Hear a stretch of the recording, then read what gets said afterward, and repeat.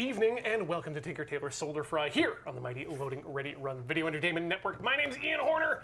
I'll be your navigator through today's proceedings, which will be, well, we're going to have some fun here with our good friend Alex. My propulsion in this instance?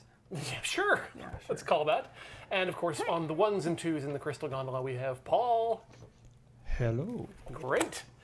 And before we actually get into what it is we're going to be doing with these stacks of bins, we want to remind you that you are the reason that we're able to do all sorts of these ridiculous things here on the channel via your kind support over at patreon.com/loadingreadyrun. We greatly appreciate everything you do for us in all the ways that you support us, either through Patreon, through your Twitch subs and bits, and of course going to store.loadingreadyrun.com to get a little something for yourself. But patreon.com, the primary method of helping out Loading Ready Run by yourself. It's a community. Yep.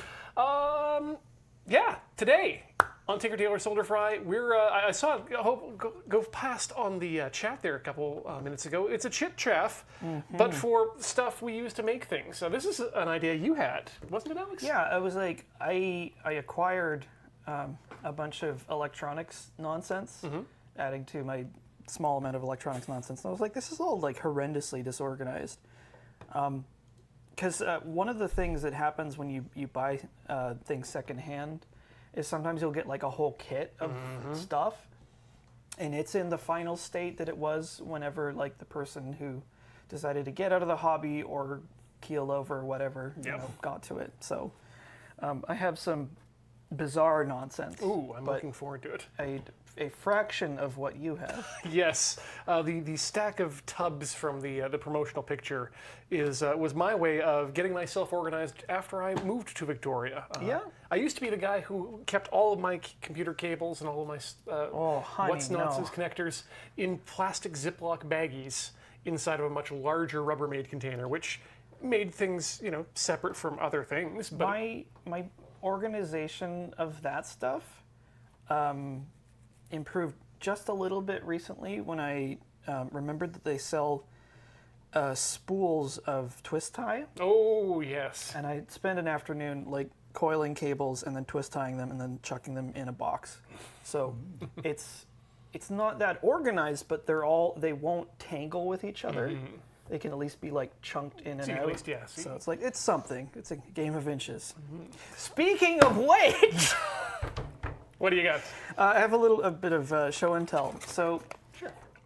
Actually, talking of one of these lots that I got secondhand, one of the best deals I ever got was a Kennedy toolbox for something absurd, like $120. Like, this was a type of machinist tool chest that I had given up the idea of ever owning for like less than $300. Oh, good. And I got one, and it was like crazy inexpensive, and the guy who I bought it from was like a retired or like retiring machinist, and he threw in a whole bunch of freebies. Oh, sweet. You got to commiserate and also... It was like stunning how much stuff there. Like there was a Starrett center punch and a Starrett scribe, a bunch of like little like bits and pieces. But some of the stuff was incomplete, and one of those things was the head for a 6-inch Brown and Sharp combination square. And I was like, this is really nice. I wonder if I could get a replacement blade for it. Right, because the head by itself isn't much. I'm also like now very much regretting not having brought the head today. Oh, is this just the blade then? Yeah, so I found a listing on eBay for this that didn't ship to Canada. So I got our good friend... well, maybe they prefer to remain anonymous, but a friend of mine in the States to receive this order and then forward it to me. And so I got the actual correct blade for the it's not combination. Even a reproduction. No, it's not. It's the actual like Brown and Sharp. Tempered number 4 Brown and Sharp. Providence product of Providence, USA. Is that just like a very precise ruler, or is it sort of? Okay, so this lot came with two things. like this is just a bonus, but like this is what I was after. This is the blade or rule from a combination square, which I wish we had one here. I don't know if we do. I don't think we do. It's a shockingly useful tool. You've probably seen them. It's like a ruler, and then like there's a sort of cast iron thing that is attached to it that has like a right angle and then another angle, and you can use it to like do all kinds of stuff. Measuring an angle finding. Yeah, measuring an angle at a finding. mill. It'll do like 90 degrees and 45 degrees really well. And so one of the things it can do is the ruler, you can slide it back and forth, and then there's like a lock, and that interfaces with this groove here, Okay. which is why I wanted to find the right one, because, you know, in the world of machining, it's all this like high tolerance stuff. So that's a replacement blade. Now, is the sort of tarnishing on that? Is that something like the actual numbers and marks are sort of are like etched, the marks right? are recessed slightly and inked in some way, and so this tarnish shouldn't be too difficult to take off. I'll just have to be like careful about it. I might give it a bath in Evaporust, and then like slowly polish it. And I guess you could, there might be some sort of wash or something you could put on it to darken the I mean, marks. you could probably just like throw some India ink on it. I've seen so many nifty tricks for re-inking these things from wax to India ink. Yeah, so I'll look into that, and then I'll have a nice little. I like small things for some reason. They please me. Oh, I completely agree. Actually, and I have actually like the big version of this this combination square. I now have like, once I complete this one, I'll have like 3 combination squares. Is that enough? So No, Okay. from a engineering standpoint, a square is like the 90-degree ruler Yes. that's locked at 90 degrees. Yeah, a combination square is combination adjustable. square, you can adjust it, and there's also different heads on it. Like there's the one that does 90 degrees and 45 degrees, and then there's one that has a center finder. It's like a V. And then there's a arbitrary angle setter that has like a compass, Yes. and you can set it to like any angle Whatever you you want. want, That's very cool. So the combination part is that you can use it with all these different heads. Yeah. Anywho, I won't. This is just a rule or a scale, like a pocket scale, and it's a ruler. Handy to keep in your apron. Yeah, it goes all the way to the end, so you can just be like, oh, how big is that?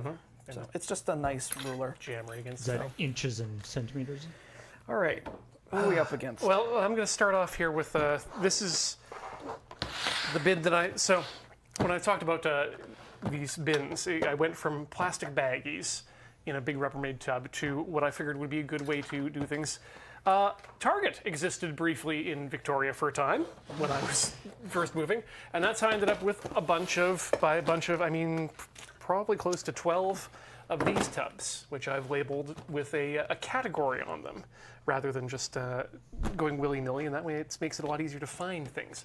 Unfortunately, over time, the categories have become broader, or maybe redundant. And so what I'm going to be doing here today is going through these tubs and trying to decide if things still belong in here or if Does they it spark need to. joy? Yeah. I also brought a plan B. Oh yeah. Well, that's super useful. We'll just light the whole There business on fire. was some speculation as to the chances of fire happening Yeah. tonight. No, the less jokingly, this is to remove label residue, because Goof Off works really well, but I cannot stand how it smells. And it's hell to get off once it's done too. This just evaporates Yeah. away.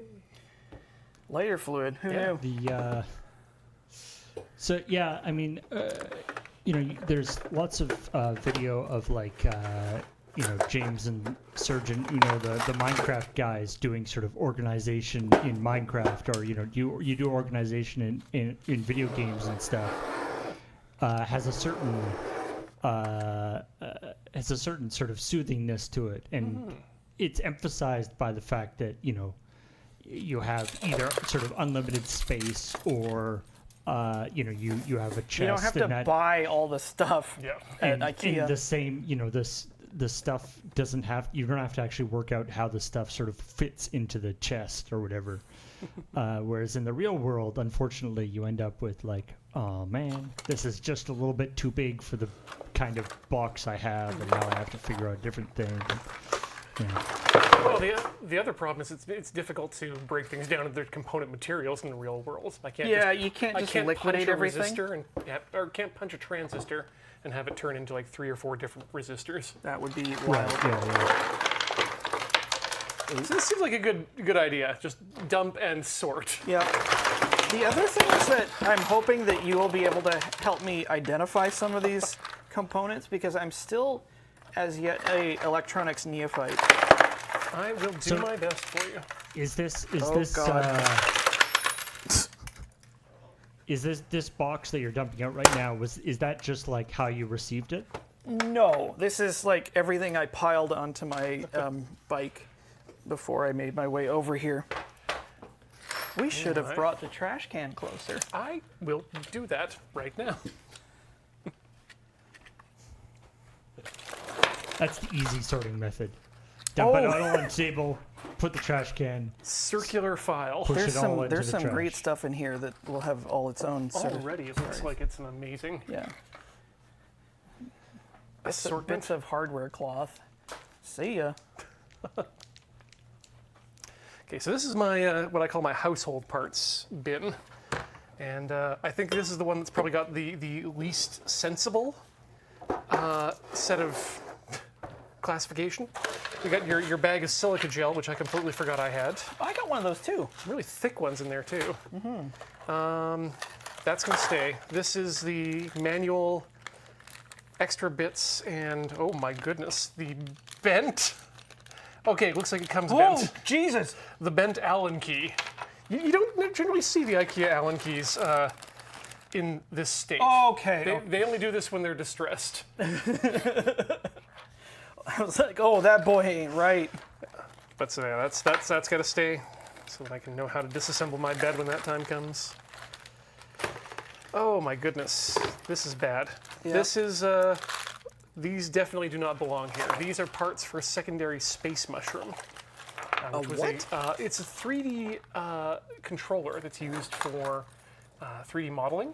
I built one a few years back on Tailor, and they're built with these essentially analog PlayStation joysticks, and a couple of 3D printed components. So Ian, do you know what this is? I don't. This is a static grass device, and it's called Meadow Gear. Yes, you brought one on to Meadow Gear. My Yeah. God. Yeah, but you brought one on a while back when you were doing some It must have been the same thing. diorama work. Wow, it's been ages. This is in like quite disarray. I'll see if I can find the like back panel for it. Yeah, I can see a lot of exposed wiring in that. Well, it's a, what the hell is this component? Oh, it's all in Chinese. Oh yeah, no, that's all It's in Chinese. something. It looks That, like a it buck just sort of converter? generates a static charge so that the Yeah, grass so will a all stick up. static, this is a scale modeling thing. In order to get convincing grass, something you can do is you apply liquid adhesive to the surface, and then you shake sort of pre-chopped grass filaments onto it. And then you gently electrify it in such a way that they all stand on end, like your hair when you touch a Van de Graaff generator, and then you hold it that way, and then they stick, and then it looks like grass that's actually sticking up. They look really Can you well. just lower that down a little bit, just Oh, so we sorry, can yeah. get a view of it. It's and this is like one part of it. There's a transformer that goes with it, and like one end of this would go into like a pin connected to the workpiece, and then the other would be connected to the shaker, I think. It's definitely not. Yeah. Definitely one of those things you do not want to have with you on the plane. Definitely not. Okay, here's a journey and a half I can take you all on. So, a few things that do still belong in here. Soda stream adapter. This is the proper Allen key and an extra O-ring for that, so that stays in here because that's a home piece. And the finishing wire brads, or finishing nails, those will also stay in here, because they are they're a fastener, aren't they? So I guess that technically works with the home? Is the soda stream, is that to adapt it to a big CO2 canister? To a paintball tank, specifically. Ah. Yeah, and so it still fits inside the tank, but it's a bigger tank and it costs less to refill. These are teeny tiny LEDs that I think I'd intended to put into one of my dioramas. These are either ones from that or from another diorama that I bought and haven't completed. I think I'm going to try to separate out all the sort of bagged components. Ooh, Alex, you were asking earlier if we had hex. Oh yeah. So I did find some, and the reason why is I don't think I'll need this for this stream, but I brought one of my Yankees. I did realize these are actually also half-size bits, Ah. so they will not work in there. So I got addicted to these stupid things. This is, if you've never seen one before, this is what's called a spiral ratchet screwdriver. So it will, this represents the sort of final state of innovation of manual screwdrivers before the advent of the cordless drill. So these would, you have a little toggle on the side, and in the middle, it doesn't turn, or it's not supposed to anyway. So you can use it like a regular screwdriver. If you set it forward, it ratchets one way. If you set it backwards, it ratchets the other way. And then when you extend it, as you push it, it rotates the head for you. And this one has a spring return. So the idea being that it's easier to just push rather than having to rotate. Just you can just put a thing in the wall and just go boop, boop, boop, boop, boop. Especially if it's a easy turning machine screw. There's right. I guess apparently the torque is not very strong. No, but there's quite a lot of consternation apparently about whether you should leave the return spring in or take it out, because people, it's you'll put your eye out, and I was like, why would you open a live tool pointed towards you? Good for narrow spaces. It's also very quick to pick up and go. It's also very, very quiet. Compared to a drill, compared yes. to compared to a screwdriver. Yeah, so I have made a hex adapter here. Be right back. To accept small bits. I might need to get one that holds it better, because when you snap it out, like I did before, it goes flying. But yeah, I have a bunch of these, enough that I probably should start selling some of them. They're so cool. Hee hee hee. They also have a drill. Remember, it's just like firearm safety. Never point never point it at something that you don't intend to screw. You don't want to screw. And always assume that your screwdriver is loaded. Exactly. That's just sensible. So I'm getting this out here. Wire. We were talking about multi-tools before the show. Oh, hey, lucky you! Dang it! I just bought some new ones, and I forgot that I had gotten one of these. Already had a Weller tip for your soldering iron. Well, I should see if I bought this exact one, and if I didn't, I should give it to you. Just do you use a Weller? I can't remember now. Is it teal? It's blue and yellow. I think that's a Weller. Maybe. Would you consider yourself a Weatherman? Are you okay? There's this funny thing. I don't remember where I saw it. Where it's just when guys reach a certain age, they choose a color power tool and just swear allegiance to it. I think we mentioned that. It's so true. Thank you, Hako. That's the brand that I'm on. So we were talking about multi-tools. Yes. My multi-tool of choice is the Leatherman Skeletool. Oh, just because it's tiny. And so I had mine a second ago. Where did I put it? One of the things I like about it is that it's got a multiple screwdriver head on it. So you can swap out your heads on the end here. And it has a little tiny space on the side of it for an extra bit head. And so I've been Nice. I've been holding on to the Phillips slash Posidrive and flathead on this one because the other one that it comes with is Robertson, but I don't run into Robertson screws in the wild all that often, so it lives in here with the other tool half bits. I love the Wave. I've owned several of these because I keep buying them and then they go missing or somebody takes it. I used to use this all the time when I used to work in show tech. And the big deal with these is, so you've maybe seen multi-tools like this before where like you peel it out and it's a pair of pliers. But the difference with the Wave to me is that all the additional tools open while it's closed. And they open one-handed. Right, it's sort of inverted compared to it's inverted, a regular. like, because usually with earlier ones, you would open it up and then you would like open the tools from the inside. The skeletal gives the same effect on that. Yeah, there you go. One-handed opening. Good God, that that knife! It's like It's a little tactical, but I used to carry around like just a Leatherman Micra, yeah, they're great. which because the nice thing about those is that compared to any other sort of keychain style multi-tools, they have almost a full size pair of scissors, like the scissors, because the scissors are like unfolded in the middle like the pliers. I was talking about this earlier, that like these scissors, they're fine, but they're a little small. Oh yeah, those are pretty small. They're small and kind of dinky. The previous version had bigger scissors, and like other versions of these multi-tools have bigger ones still. But yeah, all the bottom tools here, you've got the scissors, you have the eyeglass screwdriver, which I have lost the bit for. Oops. I'm getting a new one. Yeah.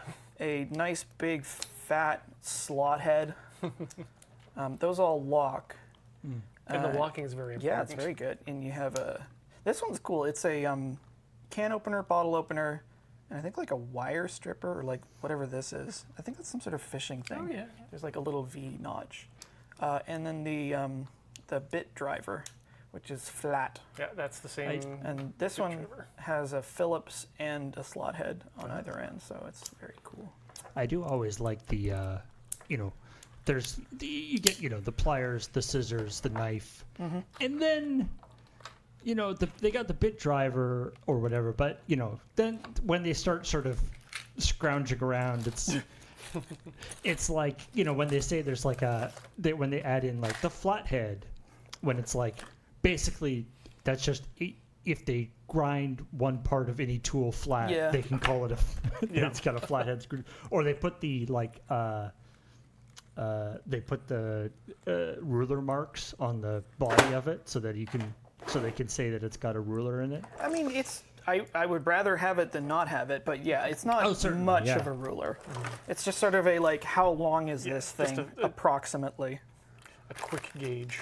So the reason I brought this up was that this is one of the things I got stuck in here, which I needed to confirm.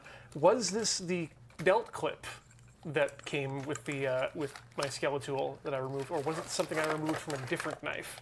And the answer is the clip is still on the Skeletool, so it's the one that belonged to the other knife, which I do know disintegrated within the past couple years. So honey. that goes away. Bye-bye. When I was a kid, I had a big multi-tool that was my grandfather's. It wasn't like I didn't carry it around because it was like impractically. It had like Did wooden. you have the huge sandwich one? It had like wooden, grip on it, and it also had a fork and a spoon. Yeah, I think. Full wait, size. Full wait, size Paul, fork don't we and still spoon. have that? Like in the moon base somewhere? It's different than it's not the one that I had. Oh, but, okay.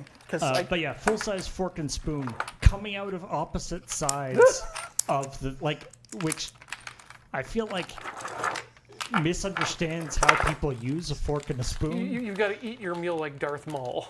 Yeah. Is this Well, a bomb? and presumably and the knife is in there too, right? No, that is a capacitor. Okay, I thought so. And these That's are... a large lad. Gosh, I hope this is discharged. You can live over there for now. I'm just gonna put these deck spurs in with the IKEA stuff because it's a collection of screws. All right, that's the actual like IKEA, all the little random bits box. Well, this was a box that was used for mounting things on walls, and you can see the anchors in there. Oh yeah.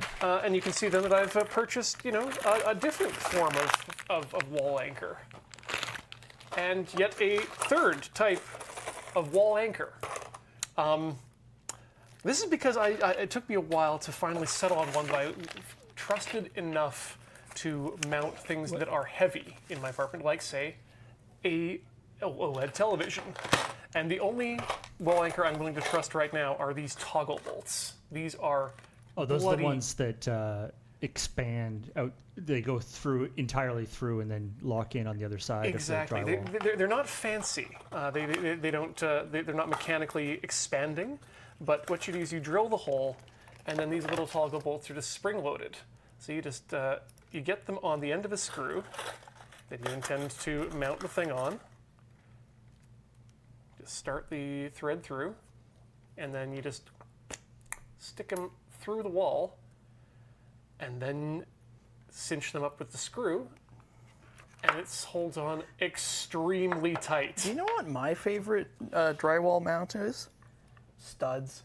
Yeah, studs are good. Studs are good until you can't, until the studs you find are either steel, because you can't drill through, and also because there's brick directly on the other side of them. Oh. Yeah, I found that I live in a relatively new apartment, and I was like, I found where the studs are, and was like, oh, this will be great. I can mount this thing here. Start drilling. It's not going in. Yep. That's weird. So And then I realized that it was steel stud and stuff, and it's like, oh. So it's either like there's too much there, or it's drywall, so there's like not enough there. I did buy a lot of like just the most random, weird electronic stuff for this exact kind of thing. And this is it's some kind of solenoid activated like shutter. Mm-hmm. I don't know what it's meant to be for, but it's got like some lenses and then like a little electromagnet that holds open or holds closed a little flappy shutter. So I don't know what that's for.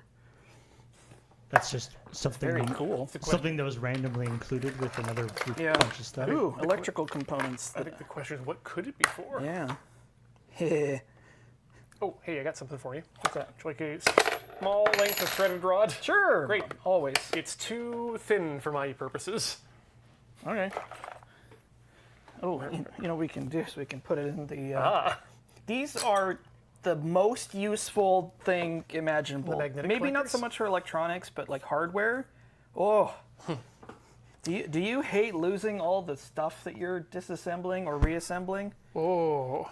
Just remember too, sometimes when something goes completely missing, to check the bottom. Yes, because things will go around. Yep.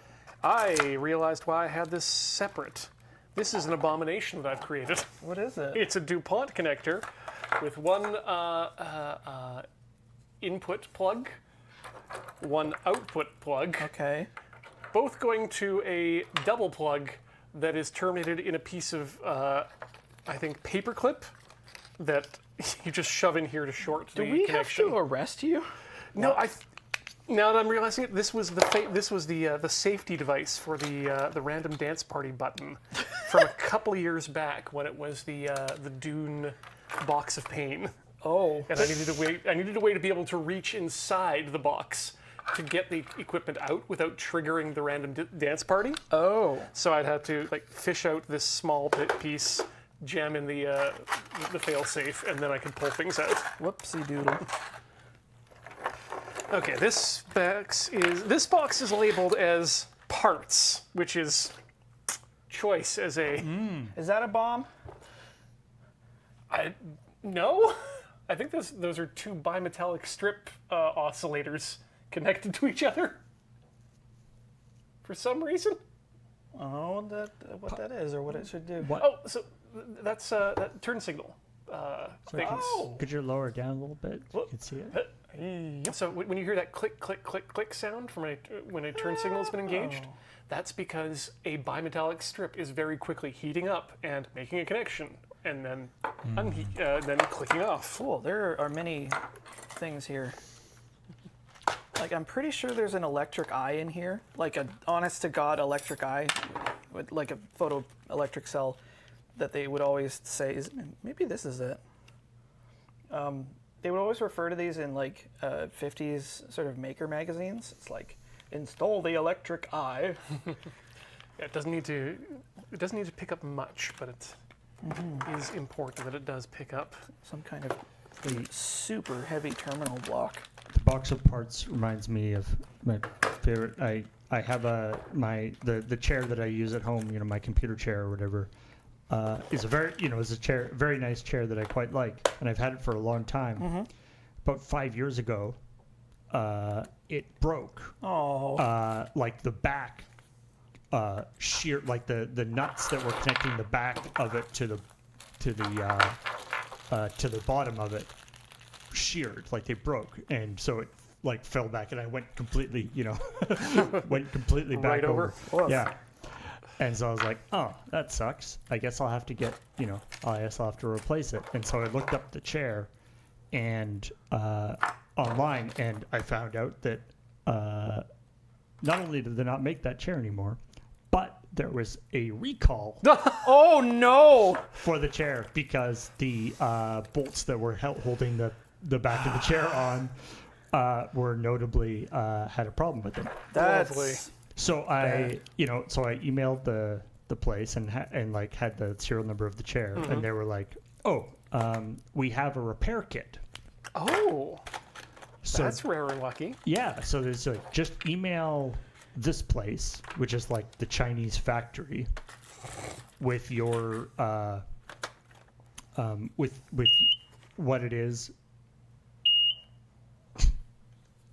Cool.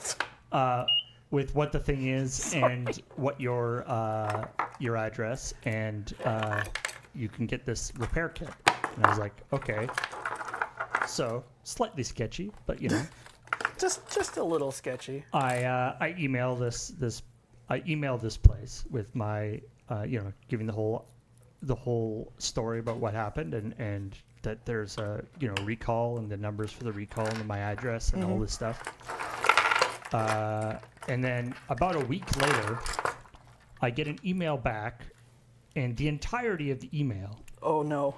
is, "We will send parts." Thank you. It's like, I really hope they're chair parts.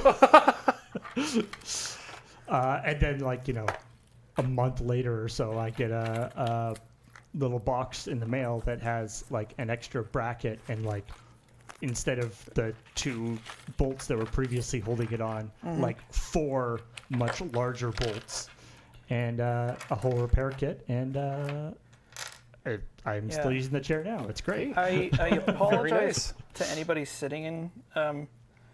Well, I guess we are as well. The thing that terrifies me is when I learned that sometimes those hydraulic cylinders in office chairs will just fire up like a railgun through people, Oh yeah. or just like a captive bolt. Just make sure you've got good solid seat base. I mean, this is what I was going to say. What? Good what? Yeah. What was the good thing that you want to protect you from that? This emphasizes the importance of Kegels. You got to be able to parry that shit. Oh jeez. Okay, this is where we're gonna have to start getting into sorting actual parts a bit, because I've got stacks of resistors that I've only used a couple out of each package. Hey, do you need a 15 amp 250 volt plug? I'll say What no. standard is that? That? It says made in the U.S. Wow. Yeah, I've never encountered that one before. Lightmaster. Ah! I guess it must be for some sort of lighting fixture. But yeah, that's a big one. Okay. Okay, so this is where I kept my transistors. In with my way too many diodes. If you need a diode, let me know. I have I'll find out. too many. But I also have a group of 4 more of these thermal cutoff fuses, which I discovered was what was the problem with my toaster I had a while back. I didn't want to bring it on to Tinker Tailor because I just wanted to get it fixed and eat some toast. But I want some fucking toast, man. So those are fuses, but instead of being electrically activated, they're exactly they'll go off based on temperature. right. Cool. And 240 degrees Celsius is apparently the temperature these ones will go off at. Which Is this a I guess a regular fuse also activates by temperature, but it's just What the they're hell? calibrated differently. different way? Is this a bomb? I Wait, is that a bat? I think this might be a battery receptacle. I think that's what you're looking Wait a at right minute. there.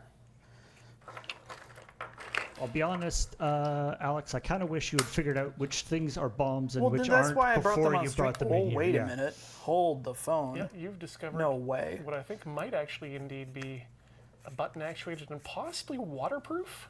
Huh. Yeah, just gotta hook it up to a multimeter to find out. One sec. That's right here in my soldering. Bing. Oh, or you've got your Well, but I mean, but figure we both. Continuity? just voltage. Uh-oh. Oh, no, there we go. Voltage direct. Rather than alternating. Well, Yeah, the which setting is that? Oops, no, it's on. V with the bar and 3 dots under it. who's got a And you wanna bigger go down who's to, got a bigger multimeter. You want to go down to like a 200 milli or 2. See, this is what I mean. Like, I sort of know how this thing works, but also not. Come on, you bastard.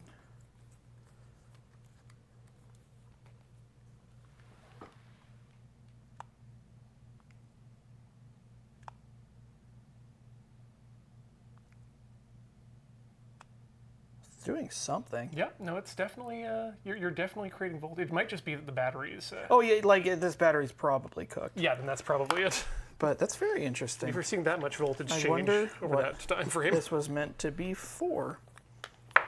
So the idea there is by pushing the button, you connect the Yeah, you by depressing it, you like push the terminal into the positive. Very simple. so give Yeah. give a little burst of power to whatever's on the other side. Oh, here we go. Like, and this part unscrews.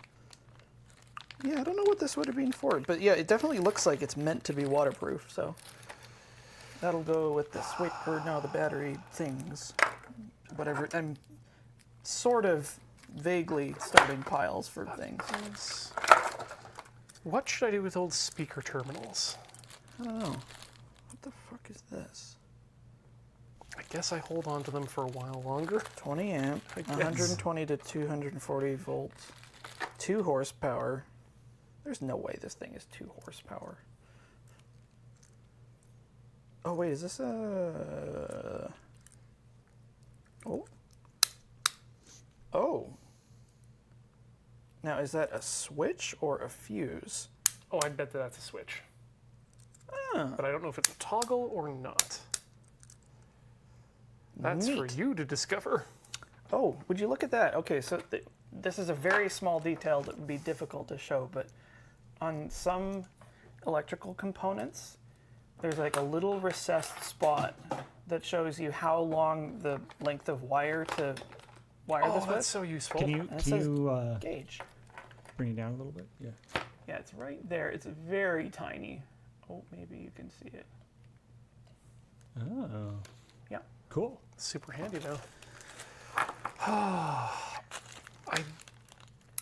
Oh, this has got to be a fuse. Partly because it's not coming back up. Yeah, I think that might be a circuit breaker. Maybe. For 10 amps? Oh, It's definitely a circuit breaker. Do you know why? It says circuit breaker? Yeah, it says circuit breaker on the side. Love it when it's that easy. Yep. Here. So, I mean, I guess the trick with a lot of this electronics stuff, especially these like little connectors and stuff that you're looking at, Ian, is the I guess opportunity cost or the storage space cost is relatively small because they are very small. That's how they get you. And so, like, even though the chances of you needing one is relatively small, not having it when you need it Exactly. and trying to get, it's the kind of thing that you can't really get one of. Often the case, yeah. And so, having a sort of a box of that stuff is a comparatively low impact, Yeah. as opposed to, having what we used to have, which was a giant box full of VGA cables. Yeah. That said, I don't think I'm going to need these HDMI stickers. But I harvested it off of a cable at some point. Wait, are those just stickers that say HDMI on them? Yep, that's it. I don't even think they're the official HDMI logo. What? Why did you keep those? Well, there was a... In case you wanted to pretend something was HDMI at some So, point? a while back ago, when I was working at a different place than I am now, I noticed when I was washing my hands that the American Standard logo on the sink was just one of those dome stickers. Oh no. That was, I guess... That bodes ill. Yeah, no, I just peeled it off.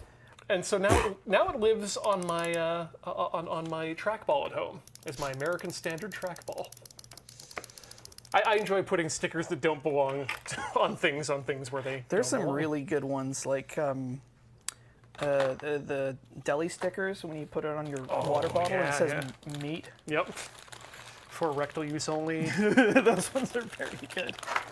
Oh, this thing's really cool. Oh wow, those are lovely. Show that to the camera. Okay, yeah. So these are toggle switches, but they're mechanical indicators. Oh. So those are not lit up. There's a little panel that flips when you toggle them. Those are great. And they have a whole lot of terminals sticking out the back. What? Why so many? Don't they only operate in two modes? Like, isn't there only two possible modes? that it Yeah, could be but in? they could be wired up to like a bunch of... That's my thought. Things. Yeah. They're just wired up to a large amount of devices. Ooh. Oh, this is going to be annoying as hell. Come on. Seems good. Okay, but we are going to add to this box this. So was this, Alex, was this stuff from like used Victoria or Yeah. eBay or something? Oh, okay. I got a good deal on it. You just had the idea that you wanted to get into electronics and then sort of started looking around for... It looked cool. for- I think there may have been a couple of components that I was like, I definitely want those, and then the rest was like, that's pretty cool. Is that your general like MO in terms of, like, I want to get into doing this rather than like going on, Amazon or whatever, looking up and buying the thing, is to go on like used Victoria or go on. I think I liked Used Vic better because I get the chance to pick up for cheap the stuff that someone else bought off Amazon, Yep. bounced off the hobby, and is now liquidating it. Yeah, you're taking advantage of someone else's. So there is that advantage. Also, you get so many cool, weird vintage tools and other stuff. I think I'm promoting the wire stripper to the soldering box now, because the parts box has become You've been promoted. too full. Ooh, I think this is heat-resistant wire. Sure looks like it. Yeah, it's probably from the stove I scrapped. You could use that to repair a toaster. I could. In fact, I will probably do so because I have a PID toaster that I keep working on that's almost functional. Interesting. I might actually need your help with that. Yeah, because, absolutely. the last thing, it was working. I need to install a heat sink on the relay, which I got. And then I want to line most of it with KO wool so that it keeps the more heat in. contained. Yep. What's a PID toaster? So a PID toaster, the PID, what does PID stand for again? I don't remember, honestly. The simple version is that you take a toaster and rip half its guts out and install an inexpensive module. Yeah, PIDs are they're a fuzzy logic controller essentially. Yeah, it's basically like a little microprocessor, and you set a target temperature, and then it turns the oven on and measures the temperature from a thermometer until it reaches the target temperature, Usually and then thermal. it turns it off. Yep. Well, And so then, usually. rather than using like a bimetallic strip or something, Yeah. it's using an actual So, electronic I'm system. remembering more of this here. Proportionary integral derivative is Ooh, get you. Iris of Ether. Thank you for that knowledge dropping here. But it also uses pulses, oftentimes. So the nice thing about PIDs is I used one for my sous vide machine I put together way back in the day. Well, like the advantage is that you get more. In theory, you get more consistently measurable temperatures. The idea is that you want to calibrate it first. Yeah, that's the part I had a lot of trouble with. Yeah, so it goes through figuring out, okay, in the situation that I'm in, as a heater element, how fast do I heat up? Yeah. And then it keeps that information in the system so that it knows that if it needs to get 2 centigrade more hot, it's not blasting on 100% power. And then I guess also it's that thing of like if you're doing, a bunch of slices of toast in a row, Yeah. they'll be more consistent rather than it being messed up by Sorry, being I probably already should have hot. mentioned that like this is not an oven that is used for toast in any way. It's a reflow oven, is it? No, it's I wanted to use it for Bagels only. no, for annealing and for baking certain coatings Okay. where you want to get a specific temperature. Look at this. Still super useful for So that. this would be like a toaster oven as opposed Yeah, to it is a toaster oven that has now been sort of press ganged into being a sort of like heat tool. Yeah. We will occasionally use them in soldering as well because in order Yeah. to do the paste solder, you got to bring it up to a certain level and then hold it there for a certain amount of time, get hotter, and then cool down. Are those the like MOLED connectors from a computer? I think this might be from the stove. This looks like the stove's loom. Yeah, so at my apartment, you're not Go on. supposed to throw things out, but there is a sort of corner where people ditch things, and sometimes like entire appliances get ditched there. And there was like a stove, and I was like, A lot of fun stuff in stoves. yeah, I went and I like stripped all the like components, so I have a bunch of like nice. Rheostats? Yeah, rheostats, and I think I got a decent thermocouple. I got the like logic board, but it's incomprehensible. So I actually got the display, but apparently these are really, really difficult to get to work Oh, because you have to know exactly. Yes, go for it. yeah, this one's actually going to be a lot easier to deal with Oh, because yeah? this is a more standard 7-segment display. Sweet. Yeah. No, But this, yeah, like I heard anecdotally that these kind of displays are challenging to get there's a working. little bit of logic into it. But maybe it's not so bad. Oh, also the contents of this box was when I took a board that I had and spent an afternoon with the solder sucking machine at Makerspace, and it rules. Oh yeah, no, It's so cool. Oh man, it made short work of all this stuff. This is I think this is a relay. Yeah, I've got a couple of got a bunch of relays and a MOSFET. Oh, okay. Those are MOSFETs and relays are always useful. Yeah, Is and that a coin holder, or is that a speaker? I can't quite tell. I think that's a piezo. Yeah. yeah. Anyway. There's an electronics like recycling bin at my building that I sort of check out every once in a while. Regularly. It's just one time. I mean, I don't think I've ever gotten anything actually useful, but one time I did pick up a this old. It was like a Windows CE Oh wow. thin client computer. Oh. So it was like it was like this weird like sort of very narrow thing, and it had a VGA port and Ethernet on the back. Yeah, you can have fun with those. And well, it was. I mean, it's Windows CE, and it was locked, and it was like so it was running like Internet Explorer 3 or something. And so I assume the intention it was basically for like I don't know, filling out forms or something. All right, this bin I think is going to stay 100% is because this other than how So a trend has emerged, yes which I think is probably my invitation to establish a drawer. And this one is alligator clips. hey smart So get out the label maker. now how do I want to write this? Like A clips? Can I fit gator clips? Let's find out. If you don't have one of these, you're missing out. Oh, a label maker, absolutely. God, these are And amazing. in fact, they're one of the best things to find at thrift shops still these days. Yep, it's yeah. Oftentimes, I'll just go to the thrift shop looking for the label makers to see if because they usually have at least a 2/3 to full label cartridge in them, and they'll sell for less than the cost of the replacement label cartridge itself. It's ridiculous. Now, Ian, I see you've Oops. got one of these.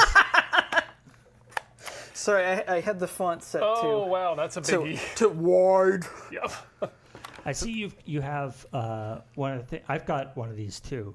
Yep. The hard drive dock. This is my emergency media interface kit, effectively. Yeah. We'll keep around I'll need to find the power source for that then. It should be around here somewhere.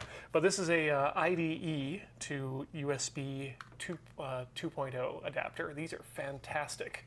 I used to run a hard drive on my bedroom floor, just a bare drive with one of these and a power connector plugged in. I found, like, I was super enthusiastic about those hard drive docks at one point. I think I actually even have a double toaster version. But I found some of the reliability, because you're dealing with bare drives and stuff, the reliability was a little bit questionable. Well, that and they're not exactly the most stable things, so they will often tip over. Ugh. And you don't want that when you've got a spinning drive in it. Nope. But the reason I keep this one around is in case I need to ever image IDE drives, but also in case I ever need to interface something with FireWire. I mean, it's got that, and it's got that useful sort of cross. You can plug a thing into it. It's got FireWire. It's got SATA. It's got USB. Mm-hmm. So it's sort of a cross-generational adapter in some ways. Yeah. And this is just if I ever need an optical drive for reading or writing, this one seemed to be the one that was the best setup. It's a Super Multi DVD writer from LG. Sadly, I could not find one that had the disk scribe technology on it, but Man. That's pretty close to perfect. that's really good. Mm-hmm. And an SD card to micro SD card reader in case I ever need to use one on a computer that doesn't have one built in.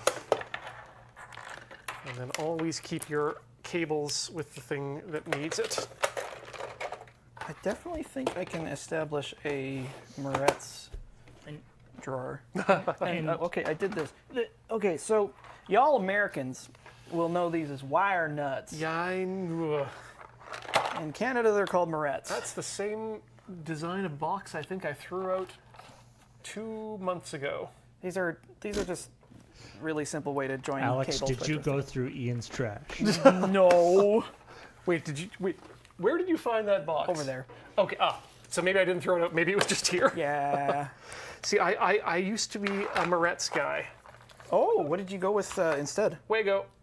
A what? These little guys. Huh. These are my favorite things because they are a positive connection. You hold the lever open, you stick your wire in, Okay. and it clunks down.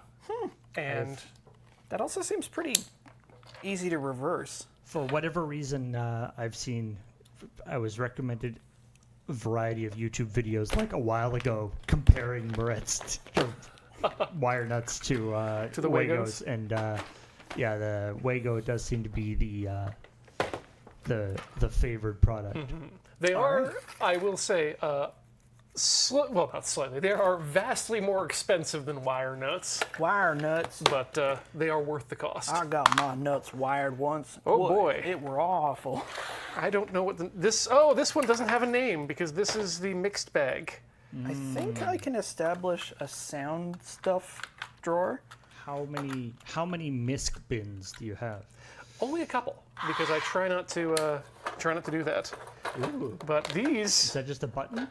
yeah, these were buttons that we bought for Synaptic Chaos Theater quiz games. Good 'Cause lord. the idea behind it was that we wanted just a low-tech solution for being able to buzz in. Oh, and it just lights up. Yeah. That's awesome. Hey, Ian, what drawer does XLR go into? 3-pin or 5-pin. This is 5. Then four. that goes away. I mean, 5-pin XLR. That's actually probably a DMX cable. Yeah, That's what I'm thinking. this is like controller cable, right? Yep. Now may I? Yeah. Is that a? Or it could be Oh, power. yeah, or it It's could just be- a beheaded. Yeah, you can still get into it. There's still wire. You know, I kind of don't want this, but do I need it? Or it could be mid. Yeah, it's true. There actually are a lot This of is like PC. XLR style Bullshit. 5-pin cables. Yeah, and these are pretty old school ones too. Those are your Molex for your IDE drives. The wire might be useful, but Oh, that's a dangerous. See, I have started to identify traps in like parts and materials acquisition. There is. You do have to make a calculus where it's just like, There is oh, a I limit. could get something useful out of that. And it's like, careful, is that hoarder talk or Yeah. I Hey. don't need this shit. here's the other thing that I've Get thee hence, Satan. part of my disaster relief system. Oh wow, this has been here for a while. This is a radio. I bought this. Actually, I bought 2 of these for a cruise that Corey and I went on a few years back because we wanted a way to communicate with each other. But I wanted something that would have a little bit more oomph than just the your standard FRS radios.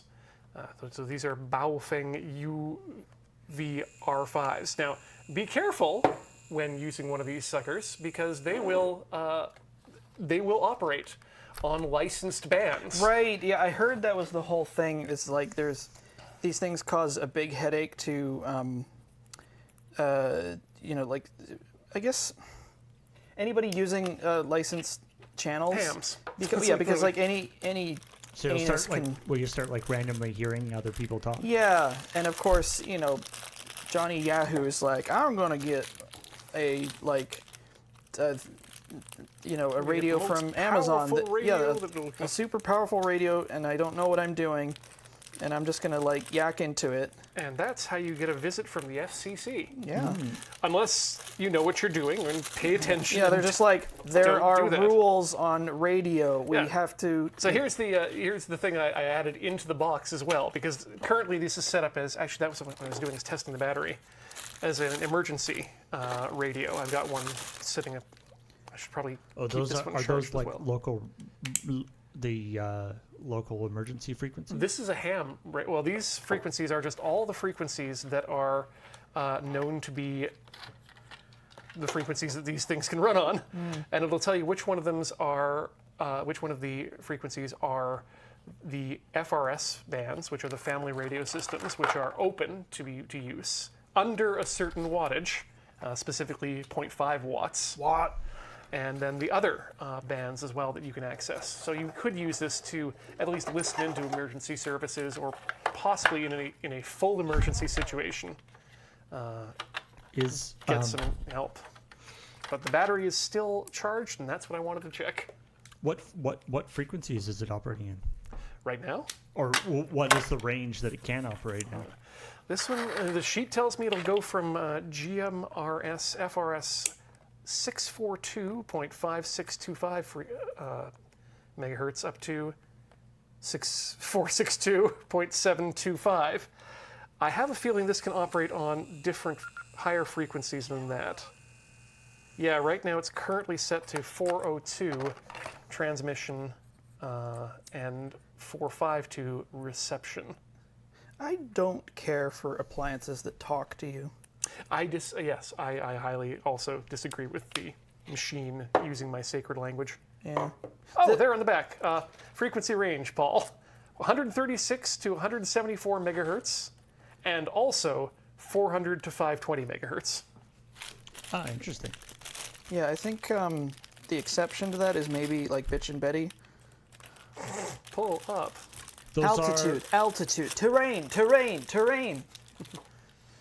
I was just curious if they're operating in like the same range as our wireless mics, but no, they are not. They are not. What are our mics on right now? Actually, I can check myself. No, I can't. Not on this one.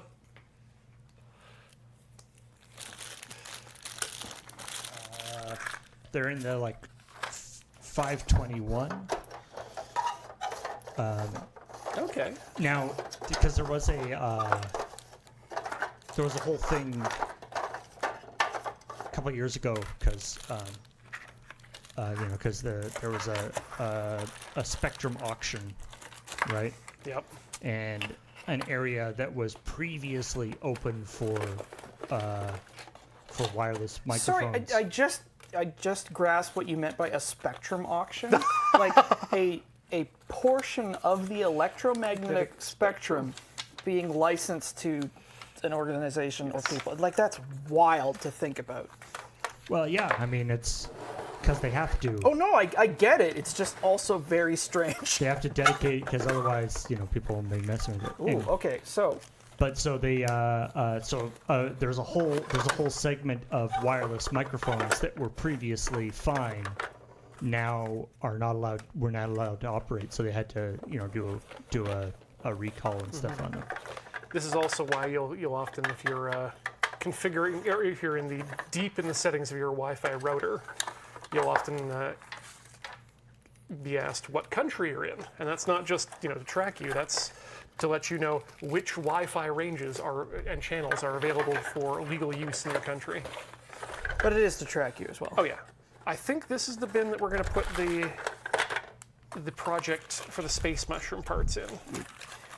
I have a bunch of stuff that I think I'm going to get you to look at, because these are all components that I don't know what they are. Have you been using the space mushroom? Sorry? Have you used the space mushroom for 3D modeling? I haven't used it yet, but it's the drivers are getting better and better apparently over time. What's a space mushroom? It's a controller that looks kind of like a mushroom that gives you 6 degrees of freedom. So twist, pull up, push down, push forward, push back, push left, push right, and used for 3D modeling so that you can easily. Huh. Yeah. So this is a lot of the part. Okay. These guys look like a capacitor of some sort. Like, they're all sort of sequestered into these little baggies, and I don't want to start, messing with that. Yeah, that's your multimeter timing out. Is that your multimeter timing out or my multimeter? Oh, it might be mine. Okay. Oh, it is. Okay, good. Sorry. That's all right. That is an multimeter timing out. Yep, this is again also a capacitor. Someone had a project in mind, because these are all orders from Mouser. Yeah. These are resistors. It was slightly sort of tragic, because I got all this stuff as part of a lot with my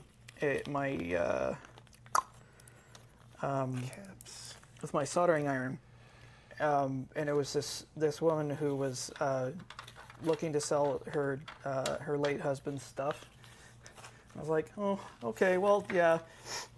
I guess we're all sort of curating our own estate sale. Caps. Oh, look at that. That's a good thick flopper. It's still got the plastic on it.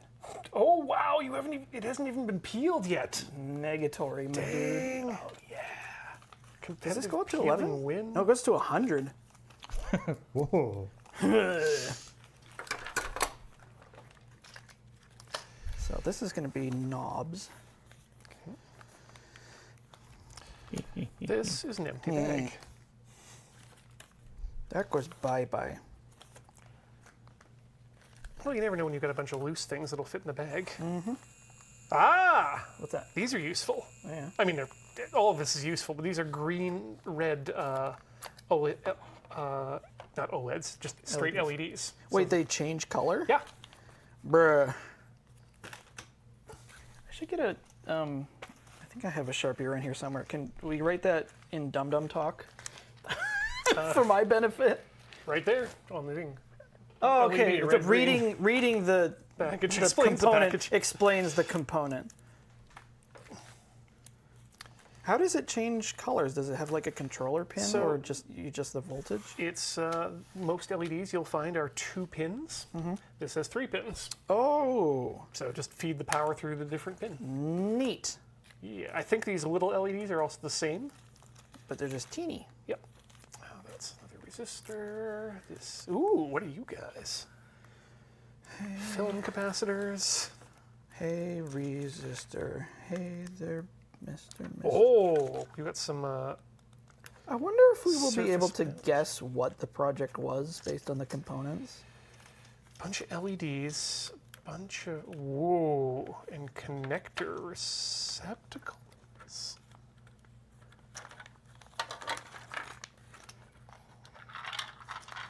Those are some thin pins.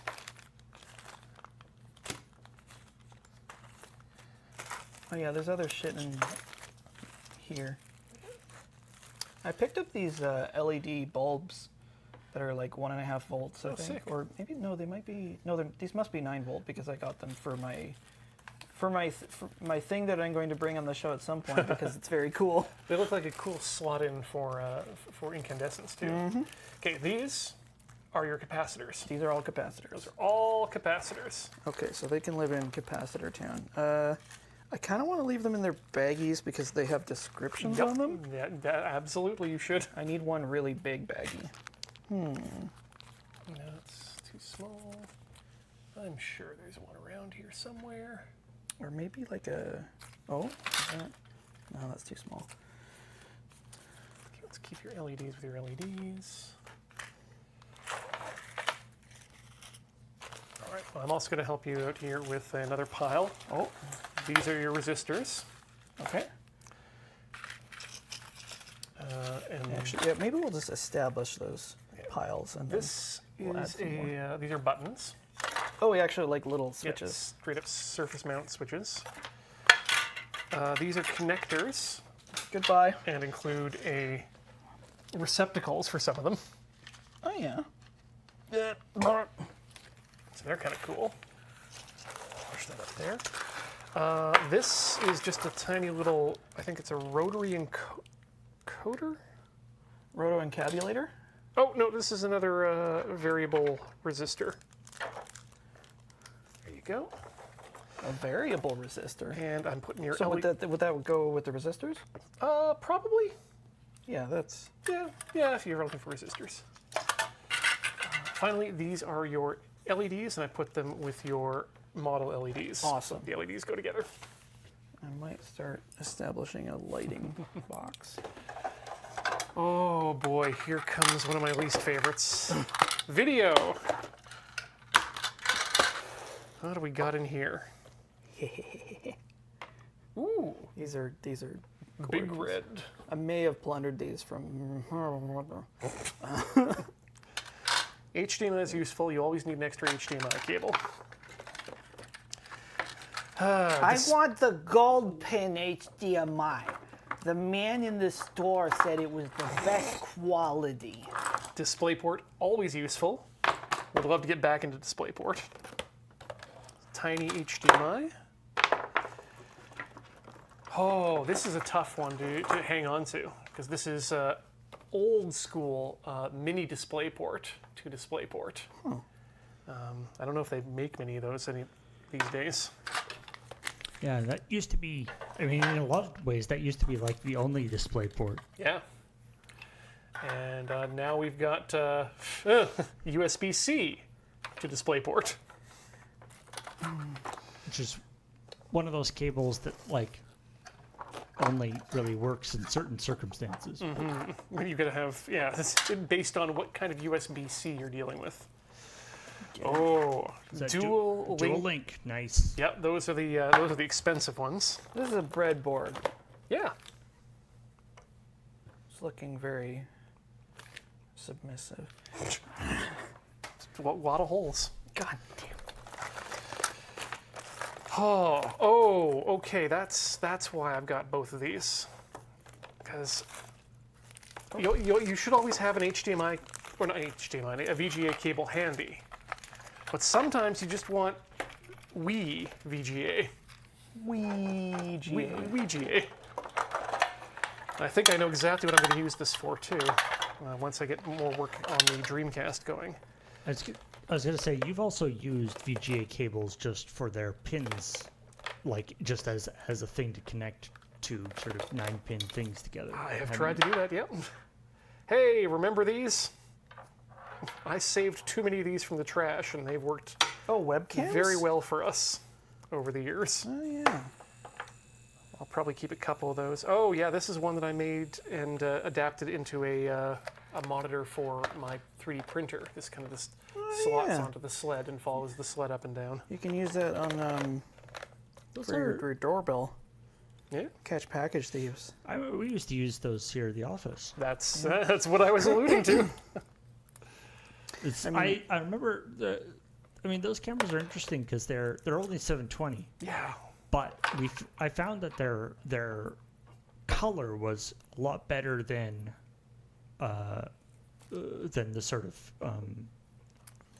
the sort of Logitech 1080 cameras that were being used that were sort of the standard webcam at the time. Yeah, they're not a bad camera, but so it was like if you only need 720, there was a much better picture. Come on, that's the key. This I can't get rid of because I know the minute I do, it's going to become the thing that I absolutely need. Holy crap, that's component? This is D-sub to RCA for That's even not component. I think this is No. There are so many stupid that's component. Yeah, I was going to say many stupid proprietary video cables. Well, this was used way back on my my Power Macintosh G3. Bruh. When I had a Super Mac 21-inch Trinitron display that required BNC cable, so I ended up adapting these to BNC. This is a conundrum to me. How does this light work off of one connector? I think it's the light, right? I think you're right. It just might be assuming ground somewhere else. Did you just assume my ground? Look at that. Yep, tiny little bulb in there. There's a little bulb in there. Hello. Hello. USB does not belong in the video thing. I mean, USB-C can. Oh my goodness. Micro HDMI to regular HDMI. Angled HDMI. Hey, it's our friends from the Naomi project. HDMI to breakout board. Ooh. Now is it Screw down terminal. Now is that micro HDMI or is that mini HDMI? Oh no, that's full HDMI. Oh, I see. Yeah. This one is the micro HDMI. I used to have a mini HDMI in here until I did a quick scan of everything I own, and I don't own anything that has mini HDMI, so it can go away. Yeah. VGA, because you need to have that. Gotta have something for S-Video, because S-Video is rad. And a second S-Video, because it's a monster cable, or close to. DisplayPort 2 dual-link DVI. And how many DVI to various connectors do I have here? Oh, this one too, in case we want to take S-Video to just Oh man, opposite. S video. Okay, DVI to VGA, DVI to HDMI, and then a second one for HDMI, and a second one for VGA. That covers what I'd want there. Oh, hey. This will get us taken off the air in certain states. What? It's a miniature gender changer. USA patent 5199906 for looks like D-sub. I do. Yeah, the DVI. I mean, I don't know how much these days, but I mean, even around the office right now, you know, when you've got a situation where you have, like, say, 3 monitors or several monitors plus other displays you need plugged into a computer. You know, like I've got all these monitors. The monitors have all these connections. My graphics card has these connections. What's the calculation for how to make this happen? Yep. And often DVI is part of that calculation. Thankfully, you could do worse. Especially if you've got dual link DVI. You can always do worse. VGA is always there. Hello. I love you. I mean, I had a monitor plugged in, a VGA monitor plugged in with a VGA to HDMI adapter for a long time. Whoa, wow. Yeah, DVI-D is not the lowest wow. common denominator. Those are There's wireless far touchpads, lower aren't they? common denominators. We've discovered my controllers box. Oh, hey. This is where the Xbox Elite shoulder button factory shims are.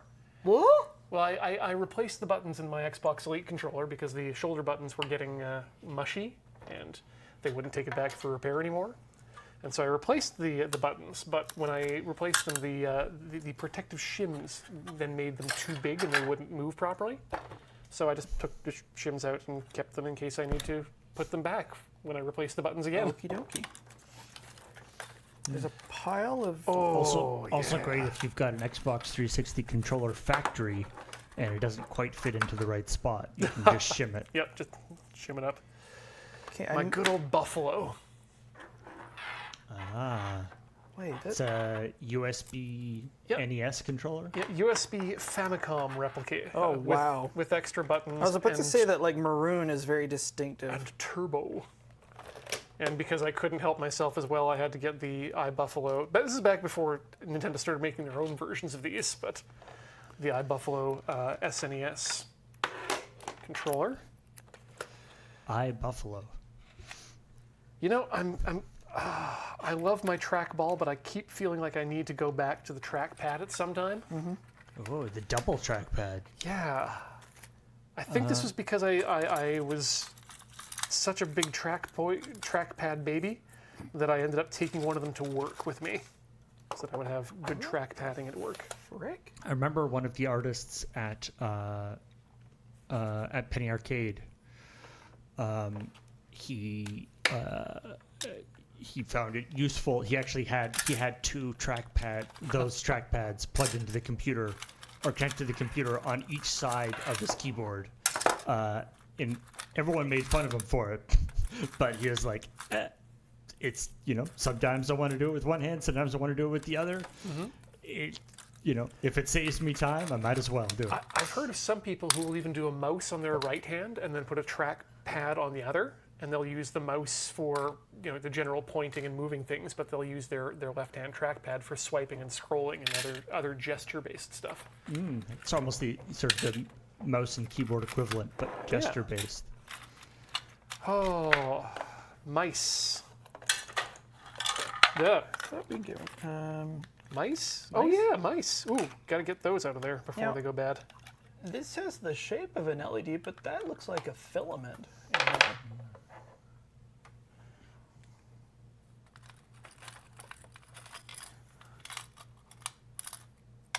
Yeah, I'm unsure. Is that a bomb? Yeah, enough volts. Yeah, that'll blow up. Well, okay, well, anything will blow up if you put enough volts into it. I saw, I was kind of unaware exactly of just like how big a deal it was. I saw a video about like explaining arc flash dangers. It's really scary. Yeah? So, for whatever reason, there's no way to sort of circumvent this. Whenever you have a really, really big physical switch that is has a lot of energy going through it, You have the potential arc flash when it there's a closes. potential to get an arc flash. And what that is like, if you've probably seen like little tiny arc flashes of like, it's like that, only, just like tens of thousands or probably millions of times more. What it does is it turns the components into molten slag instantly, and just sort of like throws it at your face. Plasma will do that. So when guys working in the electrical industry and like sort of industry in general, they will sometimes have to throw switches to either like de-energize or re-energize things. And they'll get on like this suit, which is like an arc flash suit. It's like a fireproof. They stand on this like non-conductive rug. And this is the fucking funniest part. This is like pure Looney Tunes stuff. They get a partner who's also set up with a fiberglass hook Right, just in case they need around to. them Yeah. to yank them away in case something goes wrong. And they're just sort of like, okay, clonk. It's bonkers. I've seen pictures of arc flash suits that have survived. Well, they did their job. Now they're dead. Oh man, that's a crispy critter. Oh, okay. So I was saving this mouse. This is the only mouse I've ever really enjoyed, but to possibly replace some of the discolored and now becoming sticky plastic Absolutely with some leather. disgusting. Then I touched the scroll wheel, which was also that soft touch plastic. and Ew! It has been. Oh, it's glistening. Yep. It's been glistening for years now. That's so I so don't gross. know if this is going to be something I want to hold on to. Soft touch plastic is the worst invention of the 2010s. Whoa! Is that one of them Raspberry Pi things? No, what you've got, my friend, is an Arduino, which is just about as good, and it's an Arduino Nano, which is one of the good ones. I mean, they're all good, but you can do a lot of stuff with that. You should find something nice to put that in. Oh, Ian, you'll like this. Today's episode of Checkpoint, which just went up a little while ago. We are one of the things we talked about was there's an interview with the CEO of Logitech. Oh yes. Talking about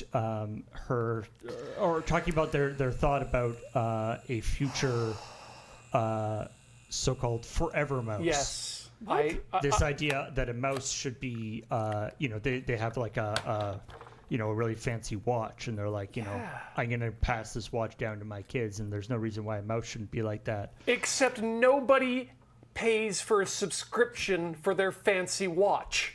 And then, well, yes, and then the interviewer is like, so are you talking like how would you do that? And they're talking, well, we look at like a subscription. You dumbass! Like, oh Subscription. yeah. 10 long years I held this subscription up my ass.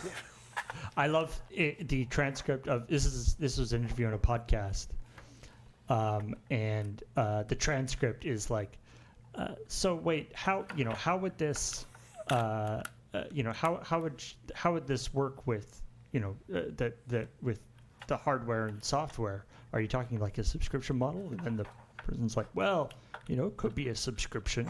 It's, we've been doing, they've been doing a subscription video conferencing system It would be good to see that has premium, been has been very successful and that people have really enjoyed.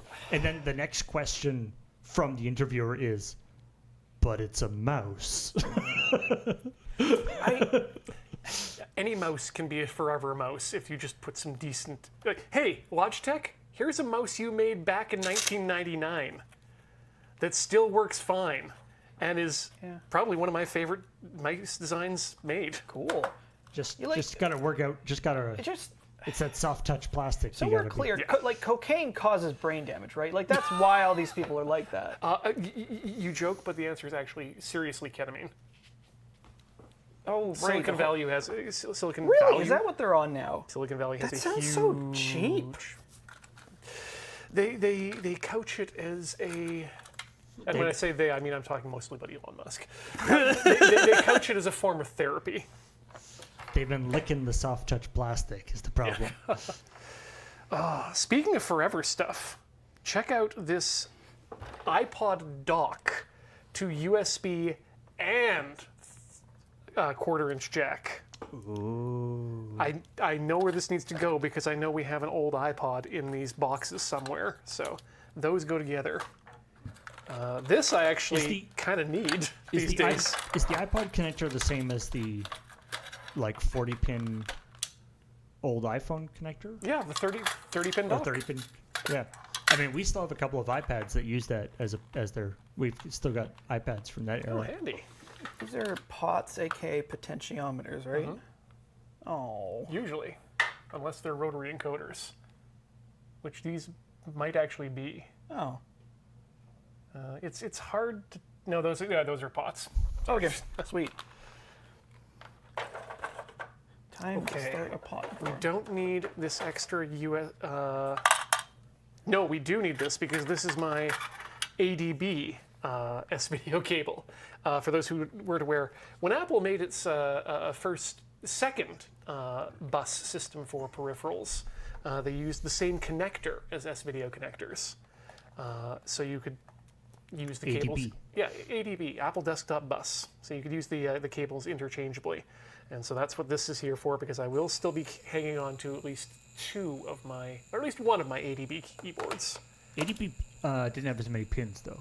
No, yeah, no, they had 4. Both had 4 pins, if I recall. Ian, I just came up with a genius idea. We convinced Silicon Valley that fentanyl is the hot new thing, but they're doing it ironically. And then when they start dropping like flies, they will take the opioid crisis seriously. That works. Busted this one wide open. And someone's recently started doing new driver support for it, so I'm very happy to hear that. This is the Griffin PowerMate, which was just a knob that out of machined aluminum That's hot. that This object pleases it me. goes left and right and clicks up and down. What? And so the idea was that you'd use this as your volume control, your play pause, and if you push down and then turn, fast forward and reverse. This is like the midpoint between sort of like modern electronics and like old school tactile interfaces. That's like, this is perfect. Well, this was kind of the golden age of peripherals, because what they were doing with this is they were trying to get you to use your computer less. Okay. Because not only did it do the fast forward pause, you could leave your monitor off just to play your music, but it also contained drivers that would tell you when something happened. So you could hook it up to whatever certain notification you want. By default, it was you get a new email and it starts to pulse blue LED at the bottom, just very lightly, letting you know, oh yeah, you've got something you need to look This at. is going to get inappropriate. It's one of those things that, and of course, Griffin is defunct at this point, Yeah. and so it's one of those things where it's like, thankfully, often people can open source communities can come in and have drivers for it because something like that. It's that thing where it's like, oh, this is great, but the company that it's sort of trapped inside this thing of the drivers or the software is not there. Held hostage by driver development.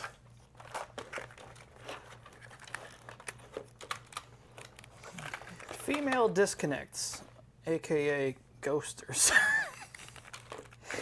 Yeah, as if we don't do it as well. Hee hee hee. Speaking of, I mean, I don't think this is a potentiometer, but it's like it. Oh yeah, that's definitely one of them rheostats. When you're Okay, doing now that high voltage. Okay, so this would handle higher voltage because I never quite understood. Well, I mean, I think I sort of get it that you can't. It's like why you can't just like hook a dimmer switch up to like an electric motor, unless you have a death wish. But like it needs, why a variac is like this enormous thing. Well, and then some motors don't react properly to a lower voltage or Yeah, current it's bad in that for case. them. Yeah, which is why you get into the pulse width modulation. Small pulses of energy just to keep things going at the right speed. Actually, you know what? We are at the bottom of the hour, so this seems like a good time for us to take a short break. So we're going to get up, stretch our legs, swap our fluids, and we'll be coming back with more Tinker, Tailor, Solder Fry, and the sorting of our bins in just a few minutes. Don't go all the way away.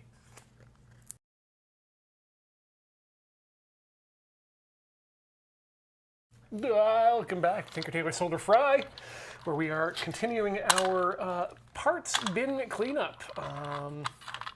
Thanks to J Random Hacker there for that link there in the chat. I was just looking at the smart knob controllerish stuff during the chat. Alex, what do you currently got in your bin right now? So I'm starting some bins for these are spade connectors, right? Correct. Yeah, and some Moretz. I'm doing an okay job of establishing some drawers here. I think this is going to be for the overflow of non-prepackaged stuff because like I said, I was going to put these here. Smart.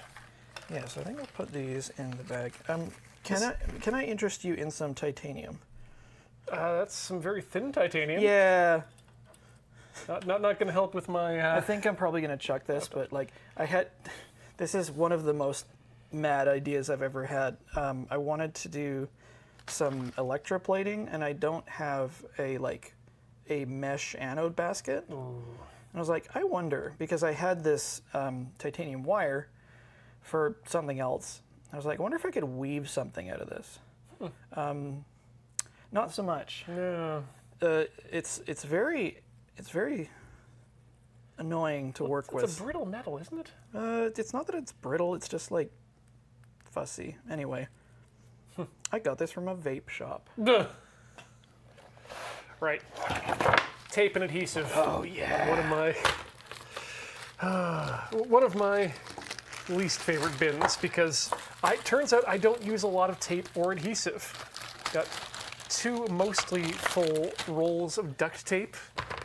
I barely use that. It's so wild, once you discover gaff tape, how quickly you leave duct tape behind. Right? Oh, sorry, by the way, Mendiola, I think I've got your green gaff. Oh, you're in trouble! I know I am. That's probably from 10 years ago. That's why, though, I started picking up these rolls.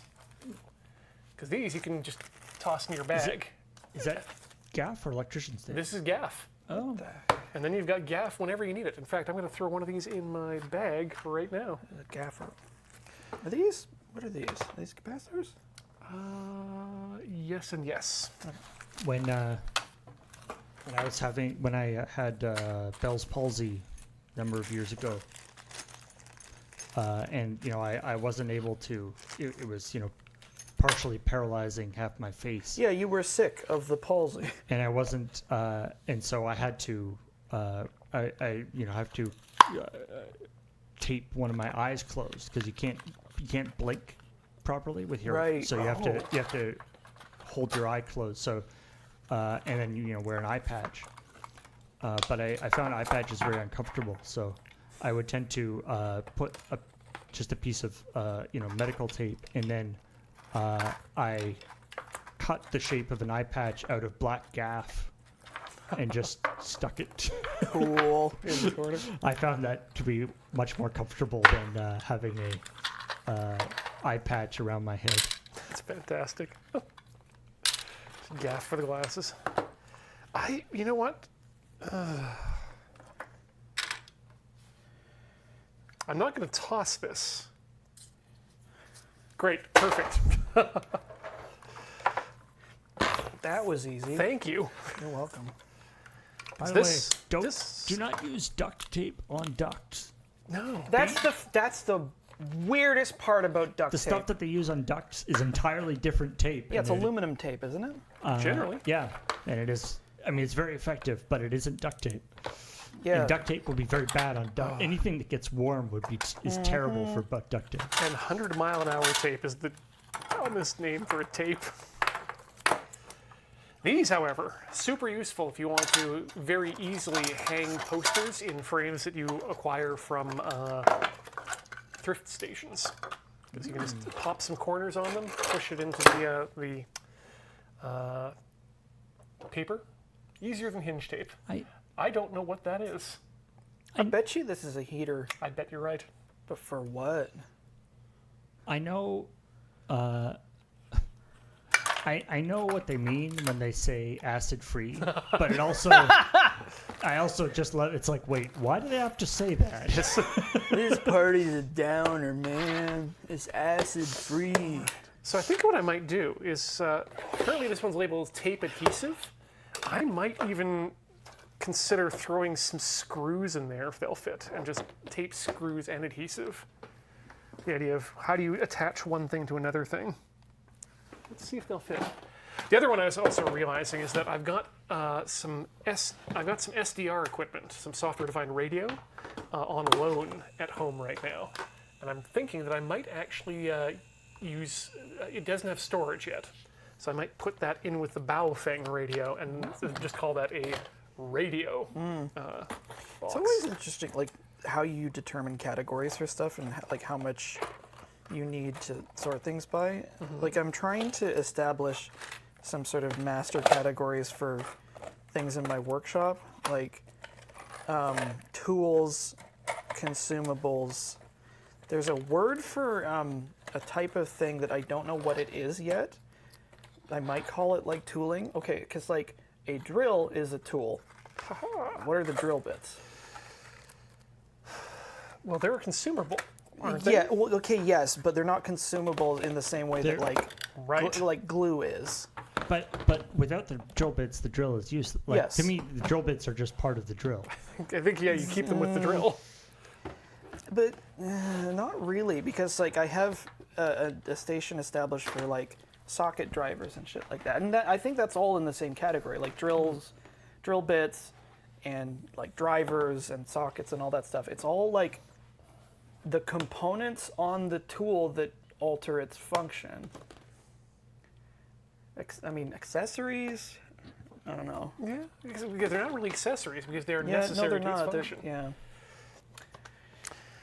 There's probably a name for them, but I just can't think of it. If somebody has a good name for that stuff. Raspberry and microcontrollers. I tried eating a Raspberry Pi once, and it didn't taste at all like it said it would. Probably a lot of seed. Oh, hey! It's the Arduino Pro Micro that I completely disassembled by accident. Oh, is Oh, that the... Okay, so do we have like a before and after That now? was we were very disappointed in the Yeah, capstan essentially. tape. The capstan tape did not protect it like what we were thinking. Yep. Did a bad job there. My So, son is very sick. again, technically that might be... I might be able to reflow that, but I'm not going to make that a priority project. Wow. This is how broken I am, is that it's difficult to find serial cables these days, so the minute I see them in a thrift shop, grab them immediately. You can get F to F and M to F. And of course, CA serial cable, buy it immediately. Serial to RJ45, I believe. I love. Yeah. I do love like cables that have, that have ends that by all sort of rules of electronics and computers, should not go together. I think this one is specifically for Cisco routers too, which is why I grabbed that. Right, because I mean, often they're used in very specific, sort of proprietary circumstances. But Right, these are my 3.3 volt Arduino Pro Micros, of which there are currently 2 remaining. Ian, Yes, Alex. summarize for me what exactly an Arduino is, because my understanding of them is that they're a simple microprocessor. Yep, they are what's known as a microcontroller, and the idea is that you write code for the chip on it that runs the code, Okay. and that manipulates or does actions based on the pins that you have incoming to them. Oh, cool. So if you look at this guy here, which one is the Nano? You can see along the pin edges, they're listed off as D1 through 12, Okay. which are your digital pins, meaning that they'll respond with either a voltage on or a voltage off. So those are good ones to use for pins. Okay. Sorry, not pins, switches, buttons, that sort of thing. If you wanted to, say, make a video game controller before playing something, or a controller for an oven, you would use those to set the input-output. Then you've got your A pins, A0 through 7. Those are your analog pins, which can measure things in an analog fashion. So that you can do temperature readings or wind speed or whatnot. And so normally I use them as ways of interface of making controllers for computers, using them as a USB interface device. Okay. I mean, I figured there was a reason that electronic hobbyists were so over the moon about them. Yeah, because it's really, the question is they're a computer. And what can you do with a computer? Well, anything you tell it to. It's like a little bit of a computer. yeah, unlike something like a Raspberry Pi is sort of halfway between a microcontroller and a full computer, because you can actually install like Linux and stuff on a Raspberry Pi. I would call a Raspberry Pi isn't so much a microcontroller as it is just a small format computer. Well, except it does have the breakout pins and stuff too. True, yeah. So. But whereas an Arduino is sort of, you're operating it at a lower level usually. For example, Alex, this one here, this is an ESP8266. Can read my mind? Yeah, it can. With a Wi-Fi on it. Oh. So that means you can do, well, think of all the Desert Bus random dance party buttons. A lot of them run on these sorts of things, again, because you need just one input in a digital signal to send a connection or a signal over Wi-Fi to a web server. That's how that works. This one, though, we used on Tinker Tailor Solder Fried about a year ago. Do you know what this does? What? When I plug it in, it sends analog TV signal. Right, we used it with that little Black and white with TV. that little black and white surveillance computer. You can pick it up on an antenna from a TV. Yep. So I guess just little computers. Tiny computer. And I have too many of them. I think What? you are. What I like about the ESP 8266 is that the ESP 8266 chip is a Wi-Fi chip. Yeah. Like, it was supposed to be a Wi-Fi chip that you stick into an Arduino so that you do Wi-Fi stuff.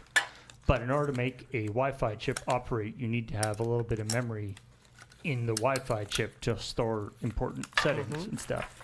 And people realized that there was enough memory in there that you could just have the Wi-Fi chip be the computer itself. Yep. If your requirements were low enough, you were like, it's like, we don't need to actually attach this Wi-Fi chip to another computer to do a job. We can just have the Wi-Fi chip itself do all this stuff. They run Doom? Because Wi-Fi, I'm sure they've made Oh, Doom. yeah, absolutely. I'm not even kidding. No, I believe it. Because Wi-Fi is such a complicated protocol and there's so many different things, so it has to have a lot of stuff built into it to make it work. Oops. So this is the This here is the ESP32, which is the updated version of the 8266, and it's got a bunch more pins. It's also got this wonderful, at least on this version, ribbon cable connector, which connects up to camera modules. Right. So you can use these, you could turn this essentially into a little hunting camera if you just leave on a trail. Just catch some. If you need to I've get completely forgotten the name of the woolly Bigfoot. That's the one. Take some Or Bigfoots. Sasquatch here in Canada. Ooh, you hey. to- if you never need to find the most dangerous game of all. Man. Just gonna clean this area up here. 'cause I've Hardware got some hackers. time. I should find out where I've got all these header pins and put them all together. That was in parts, I believe.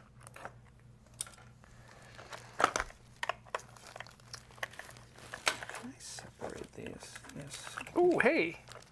Here's something from a project we never actually ended up finishing, Paul. Oh yeah. These are our own multicolored LEDs. Oh, okay. Actually, wait. Some of these are multicolored LEDs because we were going to use those for tally lights for cameras.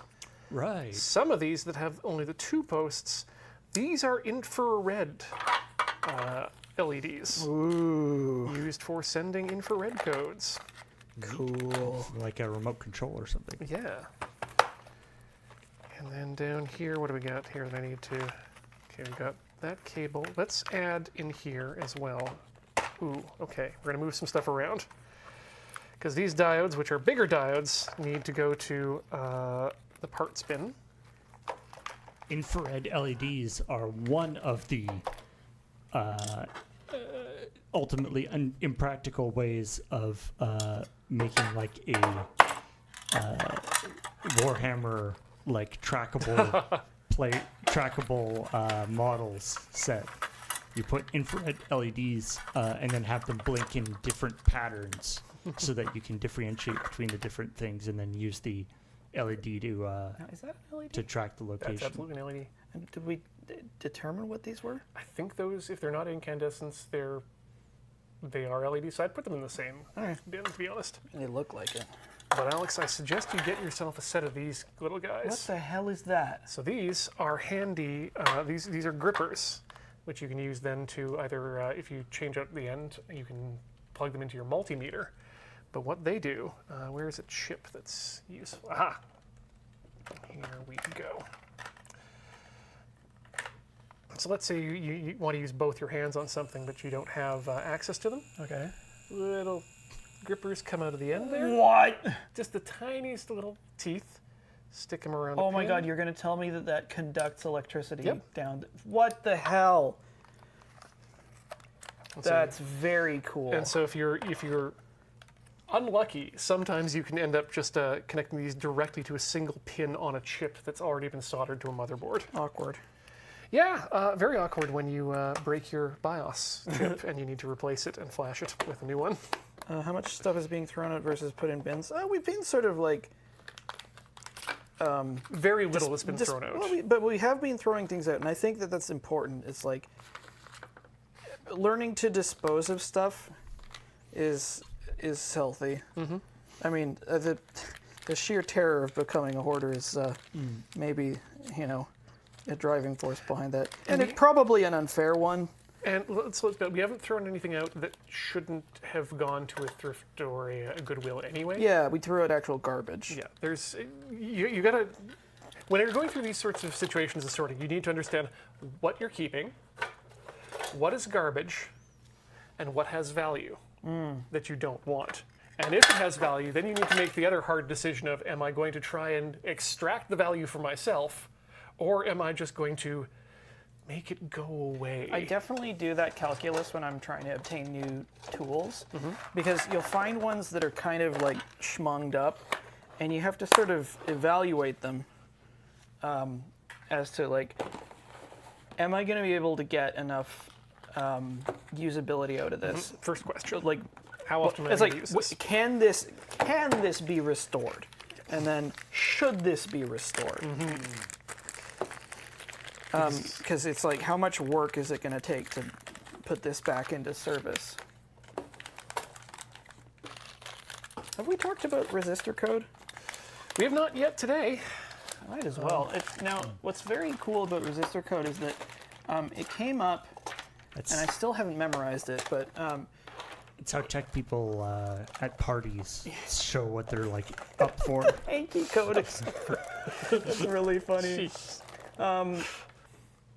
So, I mean, it's actually kind of genius.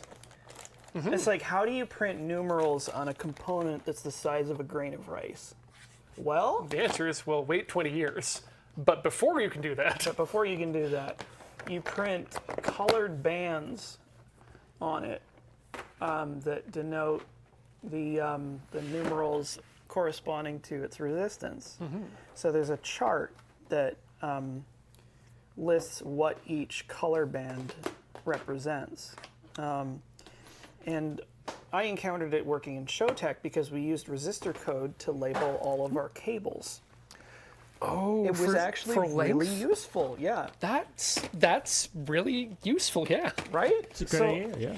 So I think we would have, there'd be like brown, black, black was like 100 foot, if I'm remembering that right. Like I red, mean, at the size of a cable, you could just write it on it, but but it's so much better to be able to like see it, because like you're tearing a show down, and if you just like look and it's like, what length cable is this, without Yeah. having to read it. Well, and you can tell from a lot further back too. Exactly. Or a lot smaller. Yeah, we would have like, it was like red, green, or green, red was like 25 feet. And I think we had like 50s. We might have had 75s. And I'm forgetting what they all were, but it was very cool. I mean, one thing I've noticed is that DMX cables, Ain't nothing to fuck with. as separate from XLR cables, even though they're technically the same cable, Yeah, so the ends are the same. But DMX cables, at least all the ones I've seen, have little colored rings around the base of the connectors, and each color corresponds to a length. And it's Oh. like, that's brilliant. They're the same cable. Why don't we have that for XLR audio cables? yeah. Have either of you ever seen a Socapex cable? Socatex. A Socapex. Socapex, no. I mean, were they allowed to show that on Nickelodeon during Yes. Avatar? It's the business end of like a audiovisual whip, and it's like this enormous collar with a whole bunch of pins in it and like a screw head. And soldering them is apparently like the final boss of electronics, I believe it. because you have, I don't even know how many pins are in it. It's like some absurd number. And so all the little wires connecting to it have to be exactly the right length, so that they all like line up when you put the like collar and everything on. Otherwise, It sounds like people get hell. upset. Well, then it just won't fit, and you'll have to start again. Ooh, a circuit tester. Ooh. Well, I mean, the circuit tester is probably somewhere else. This is probably just the control mechanism for the circuit tester. Neat. That said, nice to have that button. Yeah. This is an example of that, of me buying two things because I found the right thing once. These are iPhone headphone jack to mini headphone jack for use with those noise-canceling Bose headphones, but also gives you There you go, control and a headphone microphone. 'Cause back before wireless headphones took off, you used to lose a lot of cable breakage used to be the biggest death of headphones, and so being able to have a modular headphone system. This is a button cell receptacle, isn't it?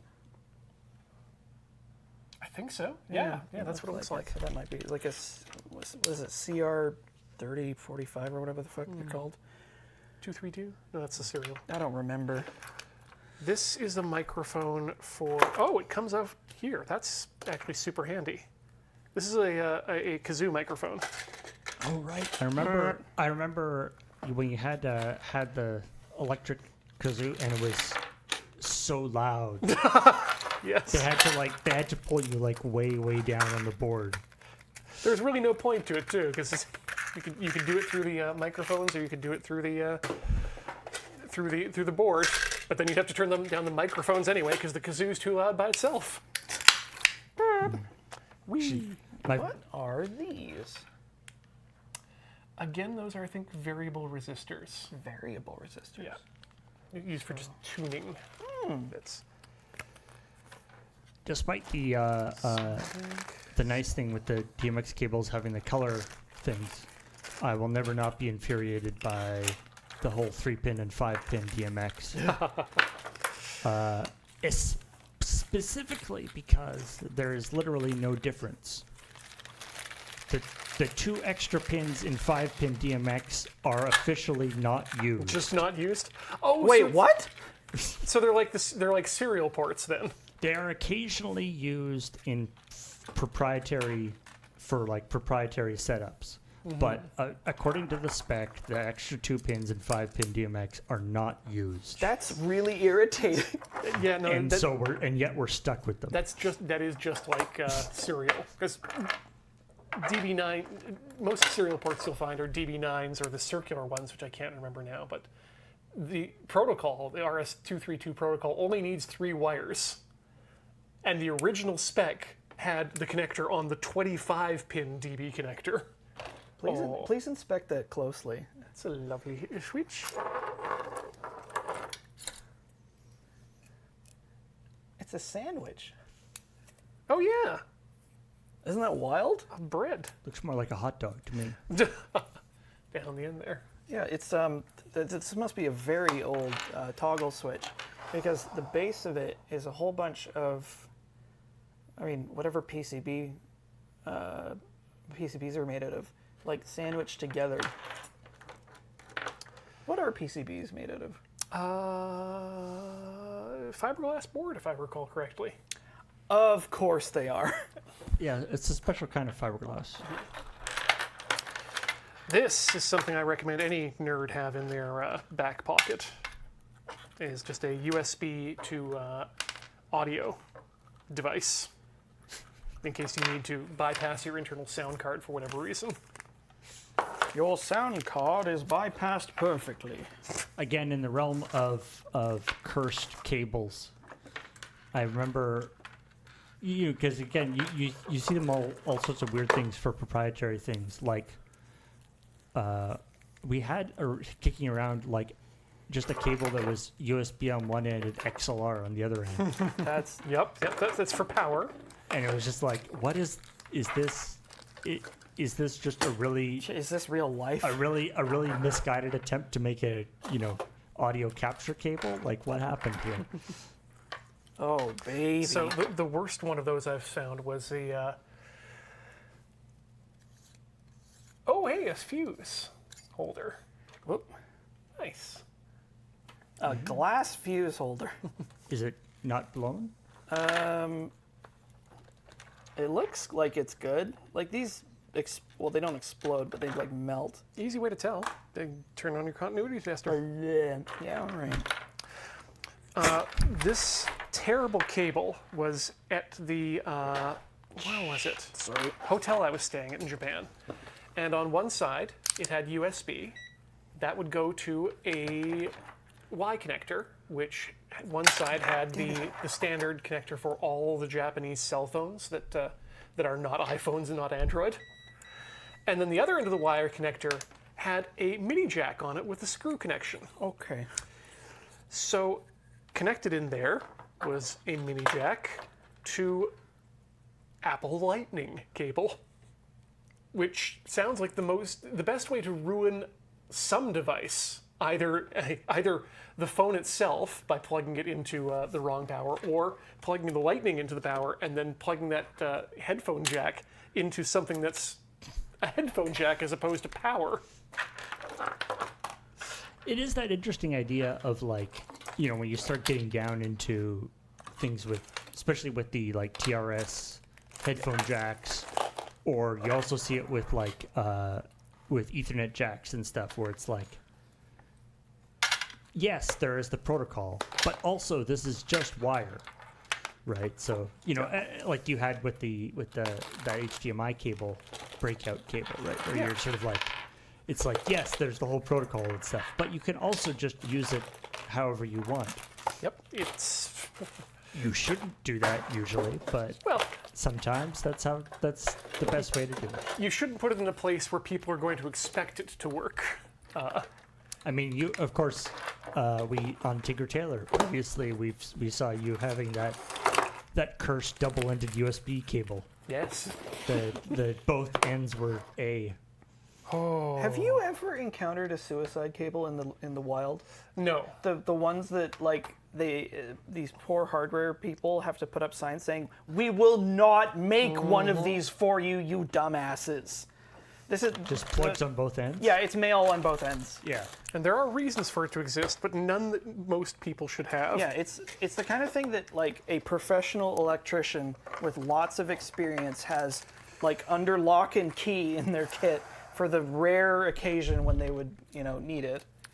But otherwise, it's just a way for amateur yahoos to accidentally incinerate themselves. See, this is one of those boxes where I feel like I'm going to need to make some hard choices about what stays and goes. Because I don't know how long this fountain pen has been in here, but it hasn't been opened, and it probably won't be. Is this art supplies? Give it to Cam.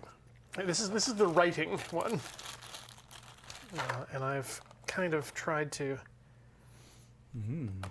That is a good stock of Sharpies there. Yeah, and some very nice gel pens too that I need to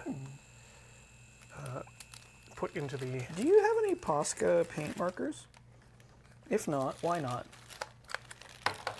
They're really, really good. I think because I've been doing paint with just paint pots recently. Oh, okay, And but they're just. I searched far and wide for a white pen, and none of them were useful. They all wrote like milk, except the Posca, which was actually opaque on the first Full on pass. paint. Interesting. Yeah, and they're awesome. So I quite like them. Ian's got a seal set. Ooh! Like this was a wax a seal. winner's. What does it say on it? Is Oh, it it just has my initial. Ah. What I should do? No, can I do that? No, Why this the one doesn't fuck come off. don't we have Hanko? We really should. I do have one, but not. Okay, well, here. obviously you do. Yeah, I needed a bank account. Oh, this also interesting. Barbaric. Keep this around for refilling cartridge-based fountain pens. So you can just pull the ink out and then jam it in the cartridge tip and stick it in. That looks like a syringe that's very sad. Yeah, it's like, okay. I used to get used for good stuff. Oh, get you a carpenter pencil, Oh. everybody. Now- Because they're so useful. Why are they shaped like this? So it's still so they don't roll, right? So that's one reason. Okay. The other reason I found out is that these are very specific distances. I beg your pardon? So if you're building something, you want to make a. I think half that's an a inch, quarter inch. I think I believe so. No. Or I think it might be 1/2 inch and 3/4, but either way, it's a specific distance, and yeah, you use them to measure. And also, it being flat like that makes it, you can just use a knife to sharpen it too. Yes. You just can Astounding. Well- just slice it. I've also recently learned that there are different ways to sharpen these, depending on what what sort of marking you're going to be doing, so that they're you can sharpen just from one side, and then you can do a top mark. It's brilliant. That's very cool. These dry erase markers, I'm gonna bet, are probably no longer. Oh, that's not bad. They're dry erase. I think this is going to be one of those ones where I'm going to have to go through this with Corey and say, what do we need out of here? Because there's not a lot. Oh, Now, Ian, I have to say, you're talking about how useful a carpenter's pencil is slightly marred by the fact that this carpenter pencil clearly has not been used. that's because, Paul, I have two. Ooh, that's the spare. The first one, actually, believe it or not, was a pack-in bonus the last time I bought shoes from John Fluvog. Really? It's a nice blue carpenter's pencil. Not like bought something at the hardware store. No. John Fluvog. Have you ever run into one of these, Alex? That's a highlighter. That is a highlighter. It's a dry highlighter. It's wax tip. What? A dry lighter. Yep. And it's still just the same. May I? This is witchcraft. Witchcraft? Yeah, that. Actually, here we can. Yeah, you find something that we can show we them go. because I'm not showing this. Label up here. See that?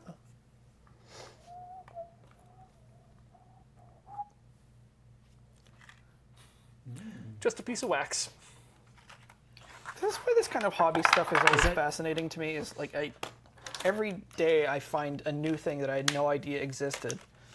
Is the advantage to that is that it doesn't dry out? Is that the... Yep, it will never dry out, And I guess it's it will never waterproof. die. Yeah, I guess you're right. It is waterproof. Shit. Oh, and this. Still need to test my hand at cutting mats. I think, mat cutting. yeah, it was a $5 purchase from the Garage Millennium, I think, several years back. Now, are you sure his husband is not going to get angry? I mean, we could ask Meg too.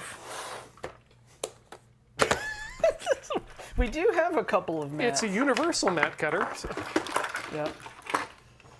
Yeah, if you mess up on one, we have a couple of spares. Oh, this is one where I just want to give up and cry. Oh no. This is the USB. Graveyard. And actually, I think I've gone through this one recently enough I don't need to, but you can see here, this is one where I've actually done some sub bagging. This is the bag of mini USB. This is the bag of USB extenders.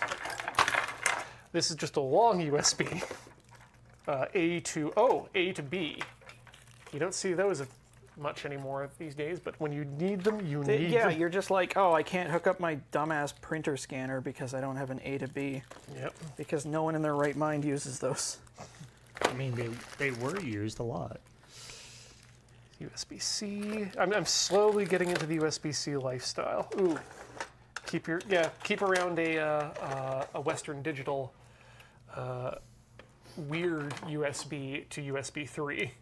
Yeah, we have a bunch of those here at the office. There were in the run up to USB 3 or USB-C becoming the USB 3 standard. They tried a few other things. These are a bunch of USB to Lightning cables, because we still need those until we upgrade our phones. Do you have a tie tab that I can use? A tie? Yeah. There's one right In next fact, to you. that one you can. I was just pulling that out for you. Marvelous. I should start a new bag in here at some point for the USB to, or for the USB-C cables. Just because we're starting to get enough of them that it's becoming a thing. A nuisance. Yeah, that's the word. Ooh, hey, here's something I can throw out because it doesn't have any use and is not great. Oh, wow. PS2 to USB connectors. Because I know I already have 2 of them in one of the other boxes. These can be exhumed by an archaeologist at a future date. It's ironic that the connectors that's the other way around. PS2 to USB is probably more used now for people who want to use like their old Model M keyboards or whatever. Yep. Rather than the one that's like, yeah, you can use your old keyboard with the new, or you can use your new keyboard with the old computer. And again, that's what those microcontrollers, your Arduinos and whatnot, Alex, are super useful for. Good enough. If you need some sort of translator that doesn't exist yet. Well, I think the go-to one in the community for keebs, as we call ourselves, Really? is Keebler elves. ooh, I think that's what other people call us. Yeah. Me. Is the Soarer converter, which is one of the Arduinos, but it'll do PS2, it'll do ADB, it'll do. I don't know of any other keyboard protocols off the top of my head. Original Mac Plus was a phone connector. Oh yeah. Little RJ11 connector. This is one that I want to get rid of if I can. This is the one I call Power. There's a bunch in here I probably don't. But this is one of the heaviest boxes. Because of all the gallium nitride. Whoa. Oh yeah, that's one of my prized possessions. That's hot. This goes from your light socket to your regular socket. Oh, wow. Yep. Again, very clearly a power converter. Oh man, I bought a power adapter for a trip to France over a decade ago. I've used it once and never have again. Do you need a spare probe? Actually, I probably want to put this in with the gator clips. Yeah, in fact, I have another probe around here. When I was, oh, actually, yeah, keep that with that or the multimeter too. Super useful for just being able to clamp onto ground. Probe. Actually, yeah. Oh, does this just? Banana. Banana. Oh. Ooh. Yeah.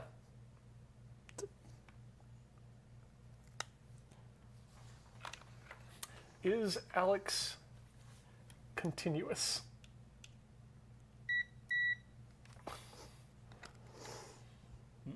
That is very cool. Okay. I'm afraid you're broken somewhere inside. Gotta keep this.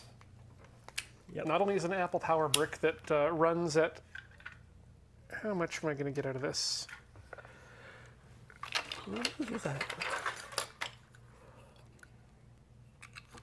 13 volts at 0.62 amps. What a weird output. And why would you ask? Because it's FireWire. Ooh. Back when you needed to charge your original iPod. I mean, those little USB plugs are always handy. Mm-hmm. Well, these ones I'm thinking might end up in the either in the giveaway pile, because there's this, when you're looking at they don't have as much oomph. Yeah, I mean, when you're looking at 0.3 amps on this one, that's not really useful for much. 1 amp is again also kind of weedy. The Apple ones are generally a fairly good quality and put out a decent like 5 volts, 1 amp. I'll keep the Apple one because it's small enough. I will definitely be keeping the buck converter because that takes my my voltage down from 12 to 5. That's always useful. It's essentially this is one of. There we go. What They're the the shit is same that? device. Okay. My fantasy sometime is to replace all the stupid DC wall warts at the office here with USB cables. Yeah. But unfortunately, it's not as simple as I was hoping it would be. But such is the way of these things. 9 volts. 9 volts is always a useful voltage. Yeah, why did we come down on like a couple of more popular voltages, like 9 volt, 12 volt? That is something I think an engineer would have an answer for, and I'm desperately curious myself. Actually, I bet you anything he would just you would ask that question and like a pall would fall over his face. Because all the engineers I know in chat right now are women. So. Oh, The alternative is to have no standards, I guess. Oh boy. Well, I mean, there's an XKCD strip about exactly that. It's like there are too many standards. We should make a new unifying standard. Now there's that many standards plus one. Right. Yeah, I guess when you're talking about connecting to things that have batteries, there are certain requirements. 5 milliamps. Multiples of 1.5, yeah. Now why is that a resistor? No, that is a diode. The single black line tells you that it is a diode to make sure that that power only flows one way. Neat.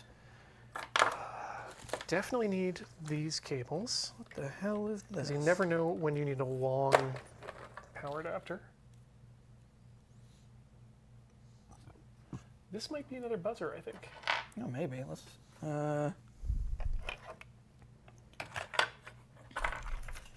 I don't know what it takes. 12 volt, yes, here we go. Anytime I find a 12 volt adapter, I will always grab it because those turn out to be very useful for lights. Yeah, I mean, you know, the drawer of orphaned power adapters we have Yep. here at the office has been useful more times than I would like. Hey, what's a Hubble twist lock? Oh, wait a sec. Is this half of a receptacle? Because it's got these terminals, but like this weird little shutter of some sort. Yeah. So it obviously takes Oh, yeah, turn and pull. that's connector. Yeah, this is a wait. wall connector. Oh, wait. Oh my Right. God. Did I? Should be able to unscrew.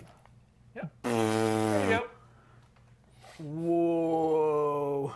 I'll show that on camera. That's a not- weird What plug. a weird. Yeah, that's bizarre. It's like a happy plug. 15 amp, 125 volt. The grounding pin is in the center. So this goes in and turn, and then it. Locks in Now- place. Yeah, but what is this? So that, I'm guessing, is probably just there. You probably tighten that once you've got it wired up so that there's less chance of things touching the exposed right. wires. Okay, I see. Well, isn't that interesting? Yeah, it's fascinating. Here's another that probe. I think Somebody's I need this one. somebody's bright idea for an alternative plug. Okay, I've always wanted to know if this is if this thing works for what I want it to. It's a crank that goes to a USB port, Wait. Oh no. and I've always been curious if I can get a current iPhone to charge on that. One of my pie in the sky projects is to make a like wood or coal-fired generator that can charge a phone. Poggers! It lit up. Yeah, it just doesn't like it as it being a accessory, but it does make some power. This has definitely renewed my interest in making like a generator. I can make it like hand crank and also like I've seen steam those. powered or I've seen something. commercial versions of that, like little commercial like stoves that also have a USB port on them. You Oh, can yeah. charge something. I picked up something staggeringly useful that finally went on sale for because they were like $150, and then it randomly went on sale for like $100 at Home Depot. It's basically like a Milwaukee battery pack inverter. Yes. Yeah, you just put the battery pack into it, and it has 2 USB ports and like a 110 AC. Those are super handy. It's so cool. I'm hoping to test it out in extending my e-bike's range. That would be handy. Because I'm quite bought into the Milwaukee infrastructure. So that's a lot of keycaps. Yeah, these are the keycaps that came with my keyboard. And these are the keycaps left over from the Model M I had. This is a timer, isn't it? Yep. Oh yeah, you can lots of several options there. It looks like.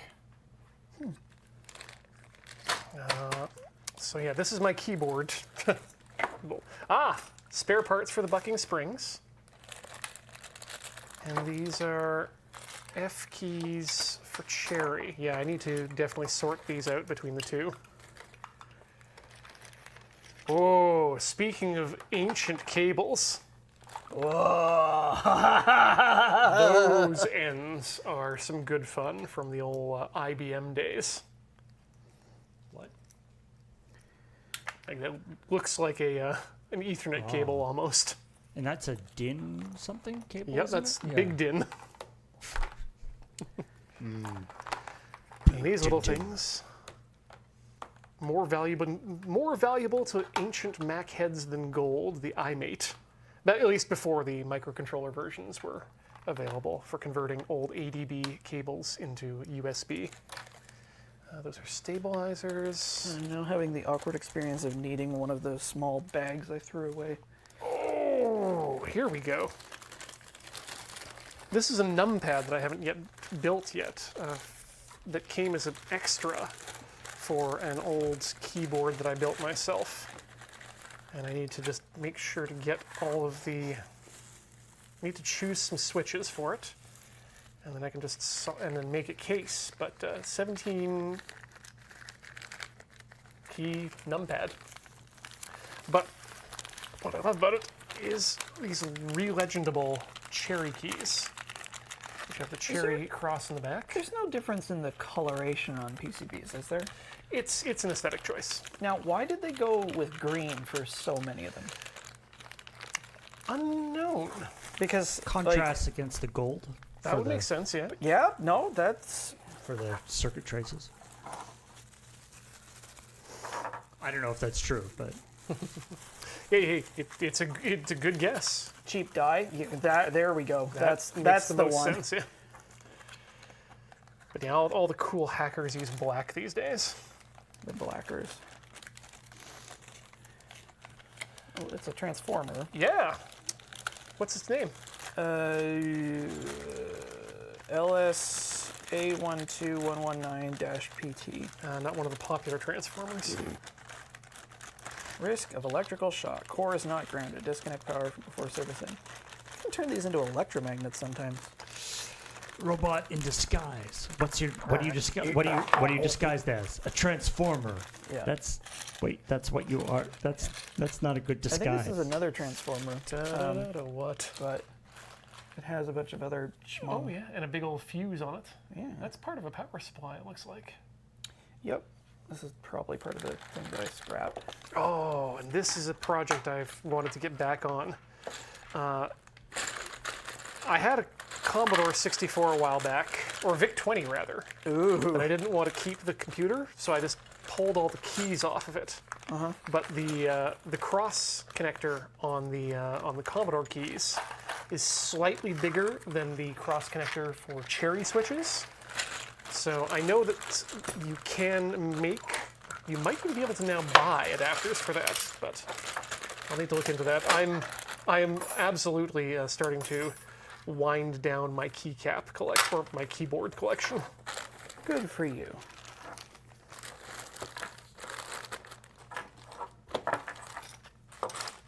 Let's get that stuff back in there.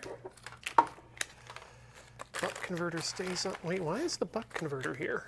That should be in power. Butt converter. Along with the firewire. It makes toots. Way to turn your butt into a second, less desirable kind of butt.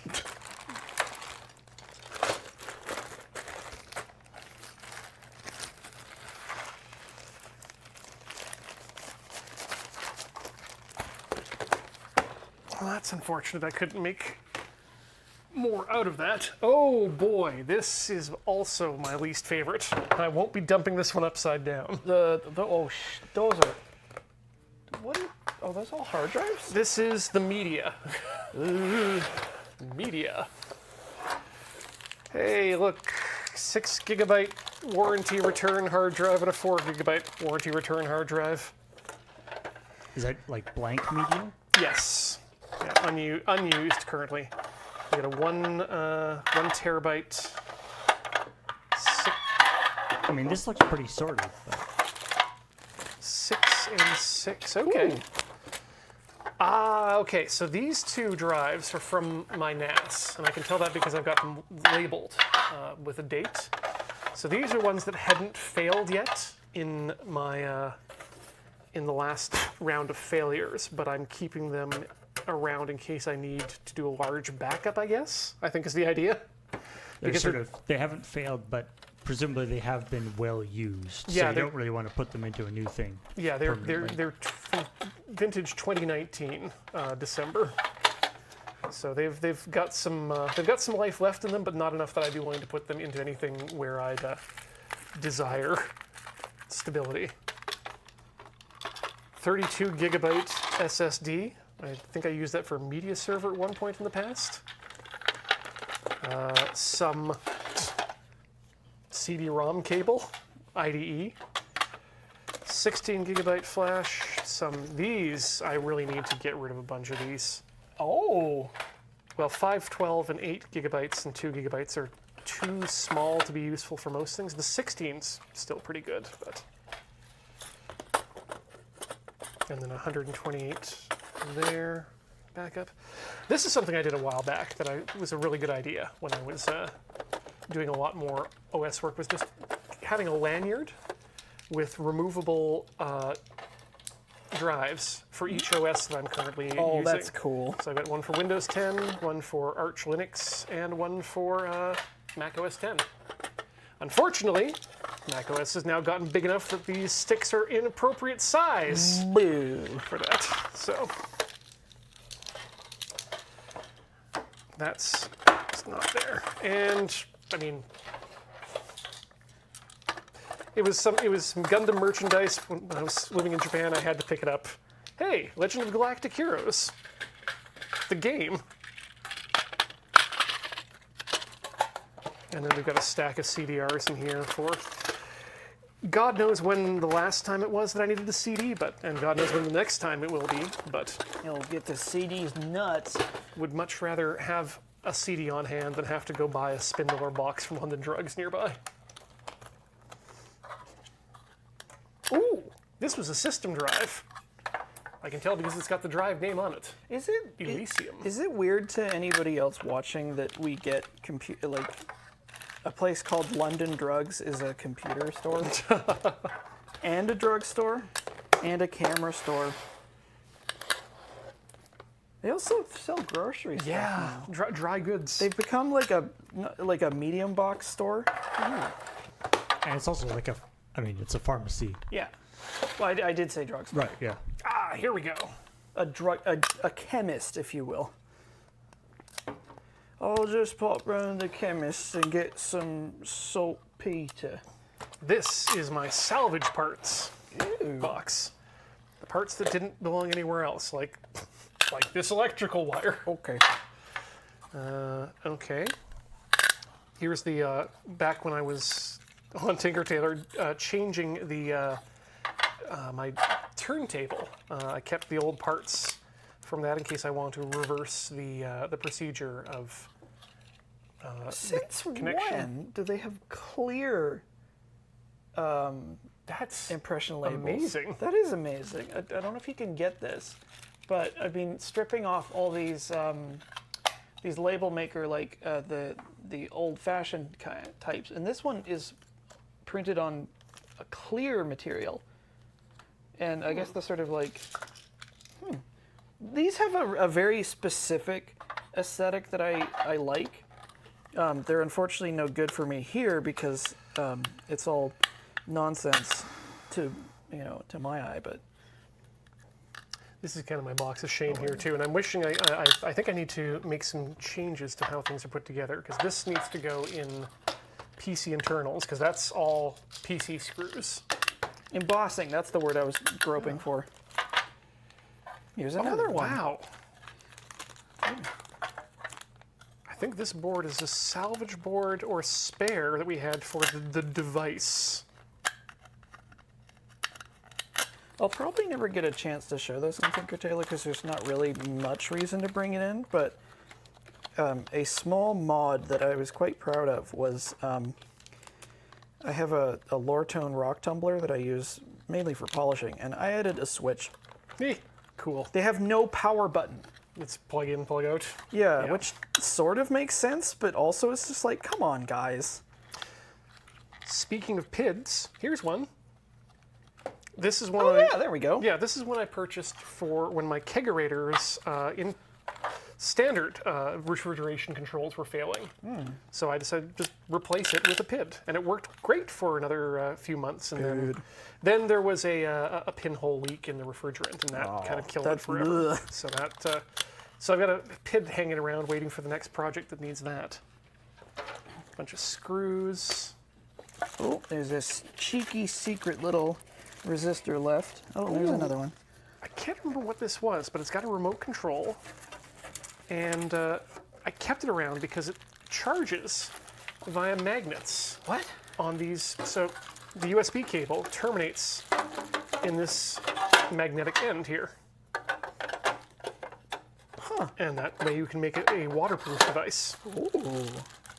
Would it not conduct through the water? Negligibly. Right, because like you need... Water has high resistance? Yes. Is that why humans explode when you run power through them? That would make sense, yes.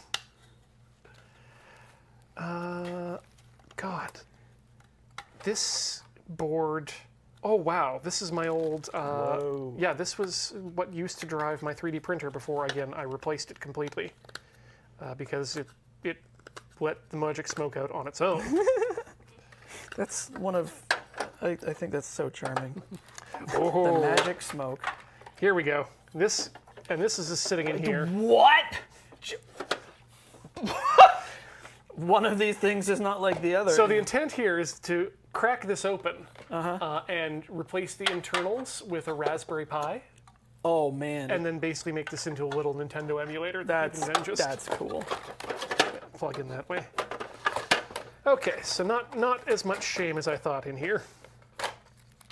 But definitely It seems to be how it goes. You know, it's like your expectation is always way higher than the reality.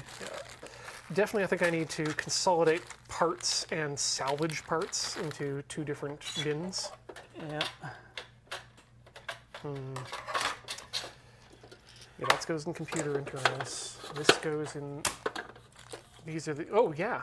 These were the charging ports for the PlayStation 4 controllers I converted over to USB-C. Kept the old ones around. Ah, here's the shame. Previous viewers of Tinker Tailor Solder Fry may recognize this board. This is or would be, a JTEC oscilloscope if I had not let the magic smoke out of it as well. Oh no. So that's, I can probably troubleshoot it down, but that's something we'll need to spend some time plugging it and doing some research about parts. So probably not a full good episode on its own.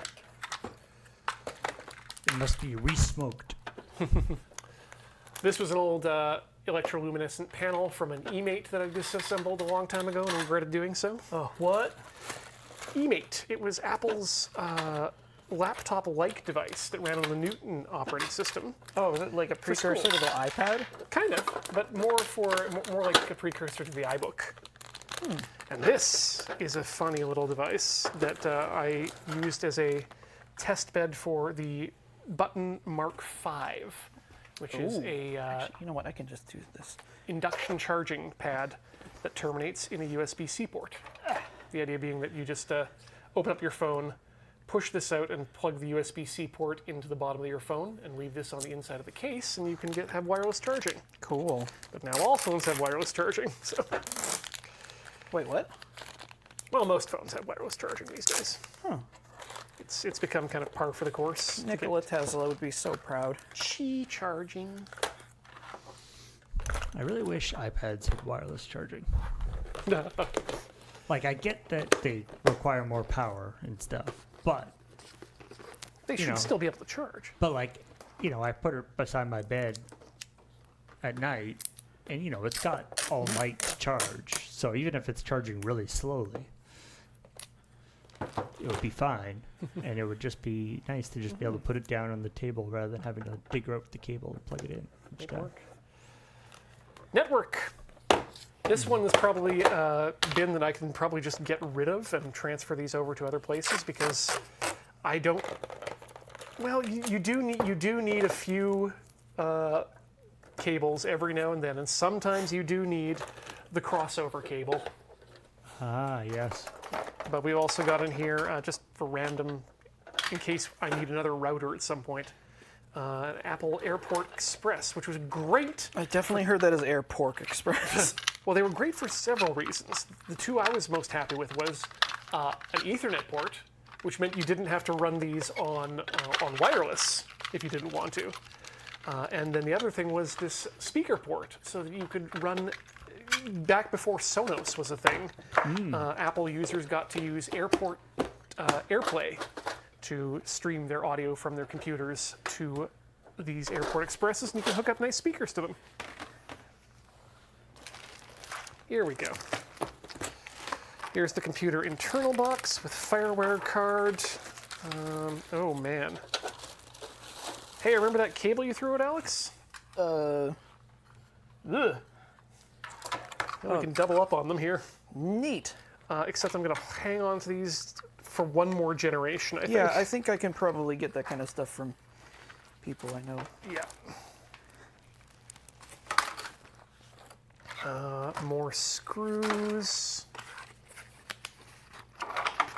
Ooh, an ancient packet of silicone heat compound. Ooh.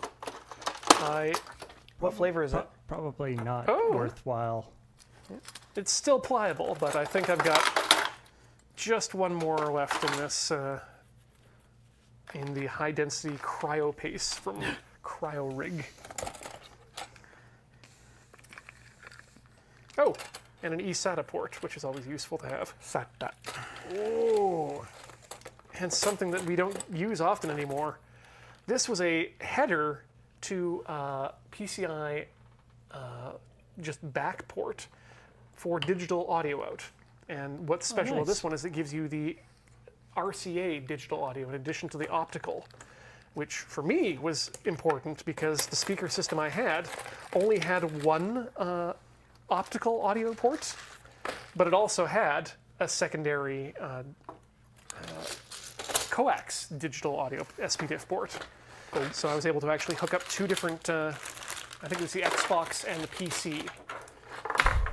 Now, do you have got your modular power supply cables in there? Do you have a modular power supply? No, I do not. Oh. And that's actually kind of something I'm looking to put together as a thing on screen, which is to have a power supply for a bench power supply. Did you actually want this 5-pin? No, I have no need for it. Thank you, though. That's a pet peeve of mine is that the cables for modular power supplies for computers, the cables that plug into the power supply and go to different things, are proprietary per not only per manufacturer but per power supply. Yes. But they all look identical. And if you plug the wrong one to the wrong thing, you'll fry your stuff. Yep. Super! Love that. Love that. Ah, I made a mistake. Not a huge mistake, but a mistake. I don't need a separate fasteners bin because that's what this is. That's where the screws and the clamps and the paper clips all go. And the zop strops and zippity whiz bangs and the double-sided Velcro for which we use to make cats. our things. Great.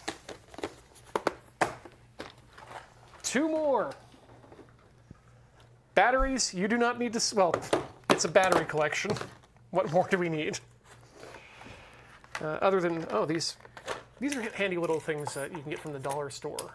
You used to be able to do it in Japan. For rechargeable batteries, because it gives you a separator that you can move down, back and forth, and indications on the box for new and used. Those are those are all non-rechargeables in the box right now, though. Yeah, I mean there's rechargeables in the pack here. Oh, I see.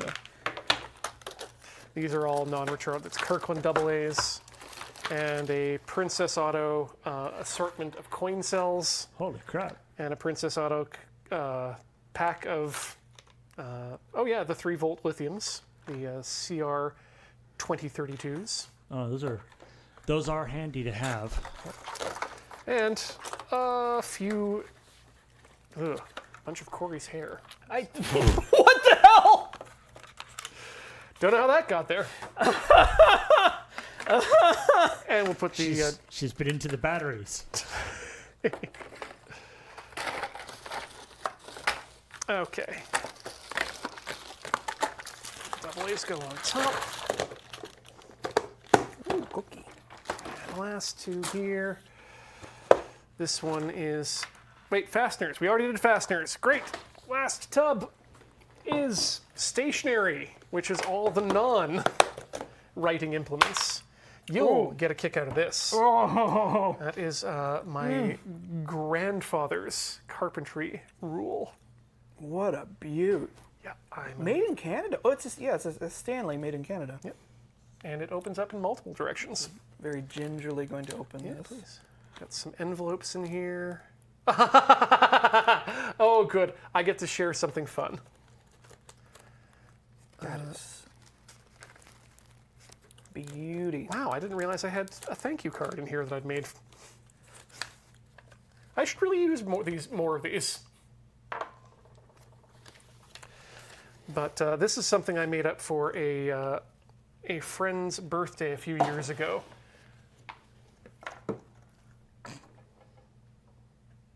Great value. Yep, that's Great Value is the Walmart house brand. Oh, right. Yeah. Ooh, let's see here. Anything else of oh yeah, actually you might be interested in this, Alex. I don't know. Are you familiar with like punches for scrapbooking and whatnot? Yeah, kinda. That's kind of what this is. The cat paw? Well, no, this one's functional. So we're going to take that and we're going to put it in here sideways like that and push the button. Actually, Okay. Let's straighten that out actually in a way that looks correct. There we go. And now you can now you perforated the corner. You just tear it off? Huh. And so if you use a notebook, that's a great way to just... That is pretty cool. I actually have a punch a little bit like that rounds corners. And I found it that like it has just the same radius as a magic card. Oh, you've got the corner. So that's how I do little original painted magic tokens. Those are great too for making any sort of magic card related thing. Folks, I think that's gonna do it for this episode of Tinker, Tailor, Solder, Fry. It's been an absolute pleasure having you here, Alex, as we sort through our mung Thank you. and whatnot. It really is a game of inches. It sure is, and we need each and every linear and vertical, etc., inch that we can grab. Folks, if you like what you see here, check out patreon.com/loadingreadyrun. That's where you can go to help us out by becoming a patron. It's a great way to let us know that you like what you're seeing, and allows us to keep doing what you like seeing. Also check out youtube.com/loadingreadyrun for links to a panoply of our various channels. Loadingreadyrun.com gets you links to everything else we do and everything we do, period. And of course, twitch.tv/loadingreadyrun is where we stream a lot of the time. But for myself, Paul, and Alex, thank you so much for watching, everyone. We will see you in a fortnight. Never in fortnight, ever forward, learning out of spite. Good night.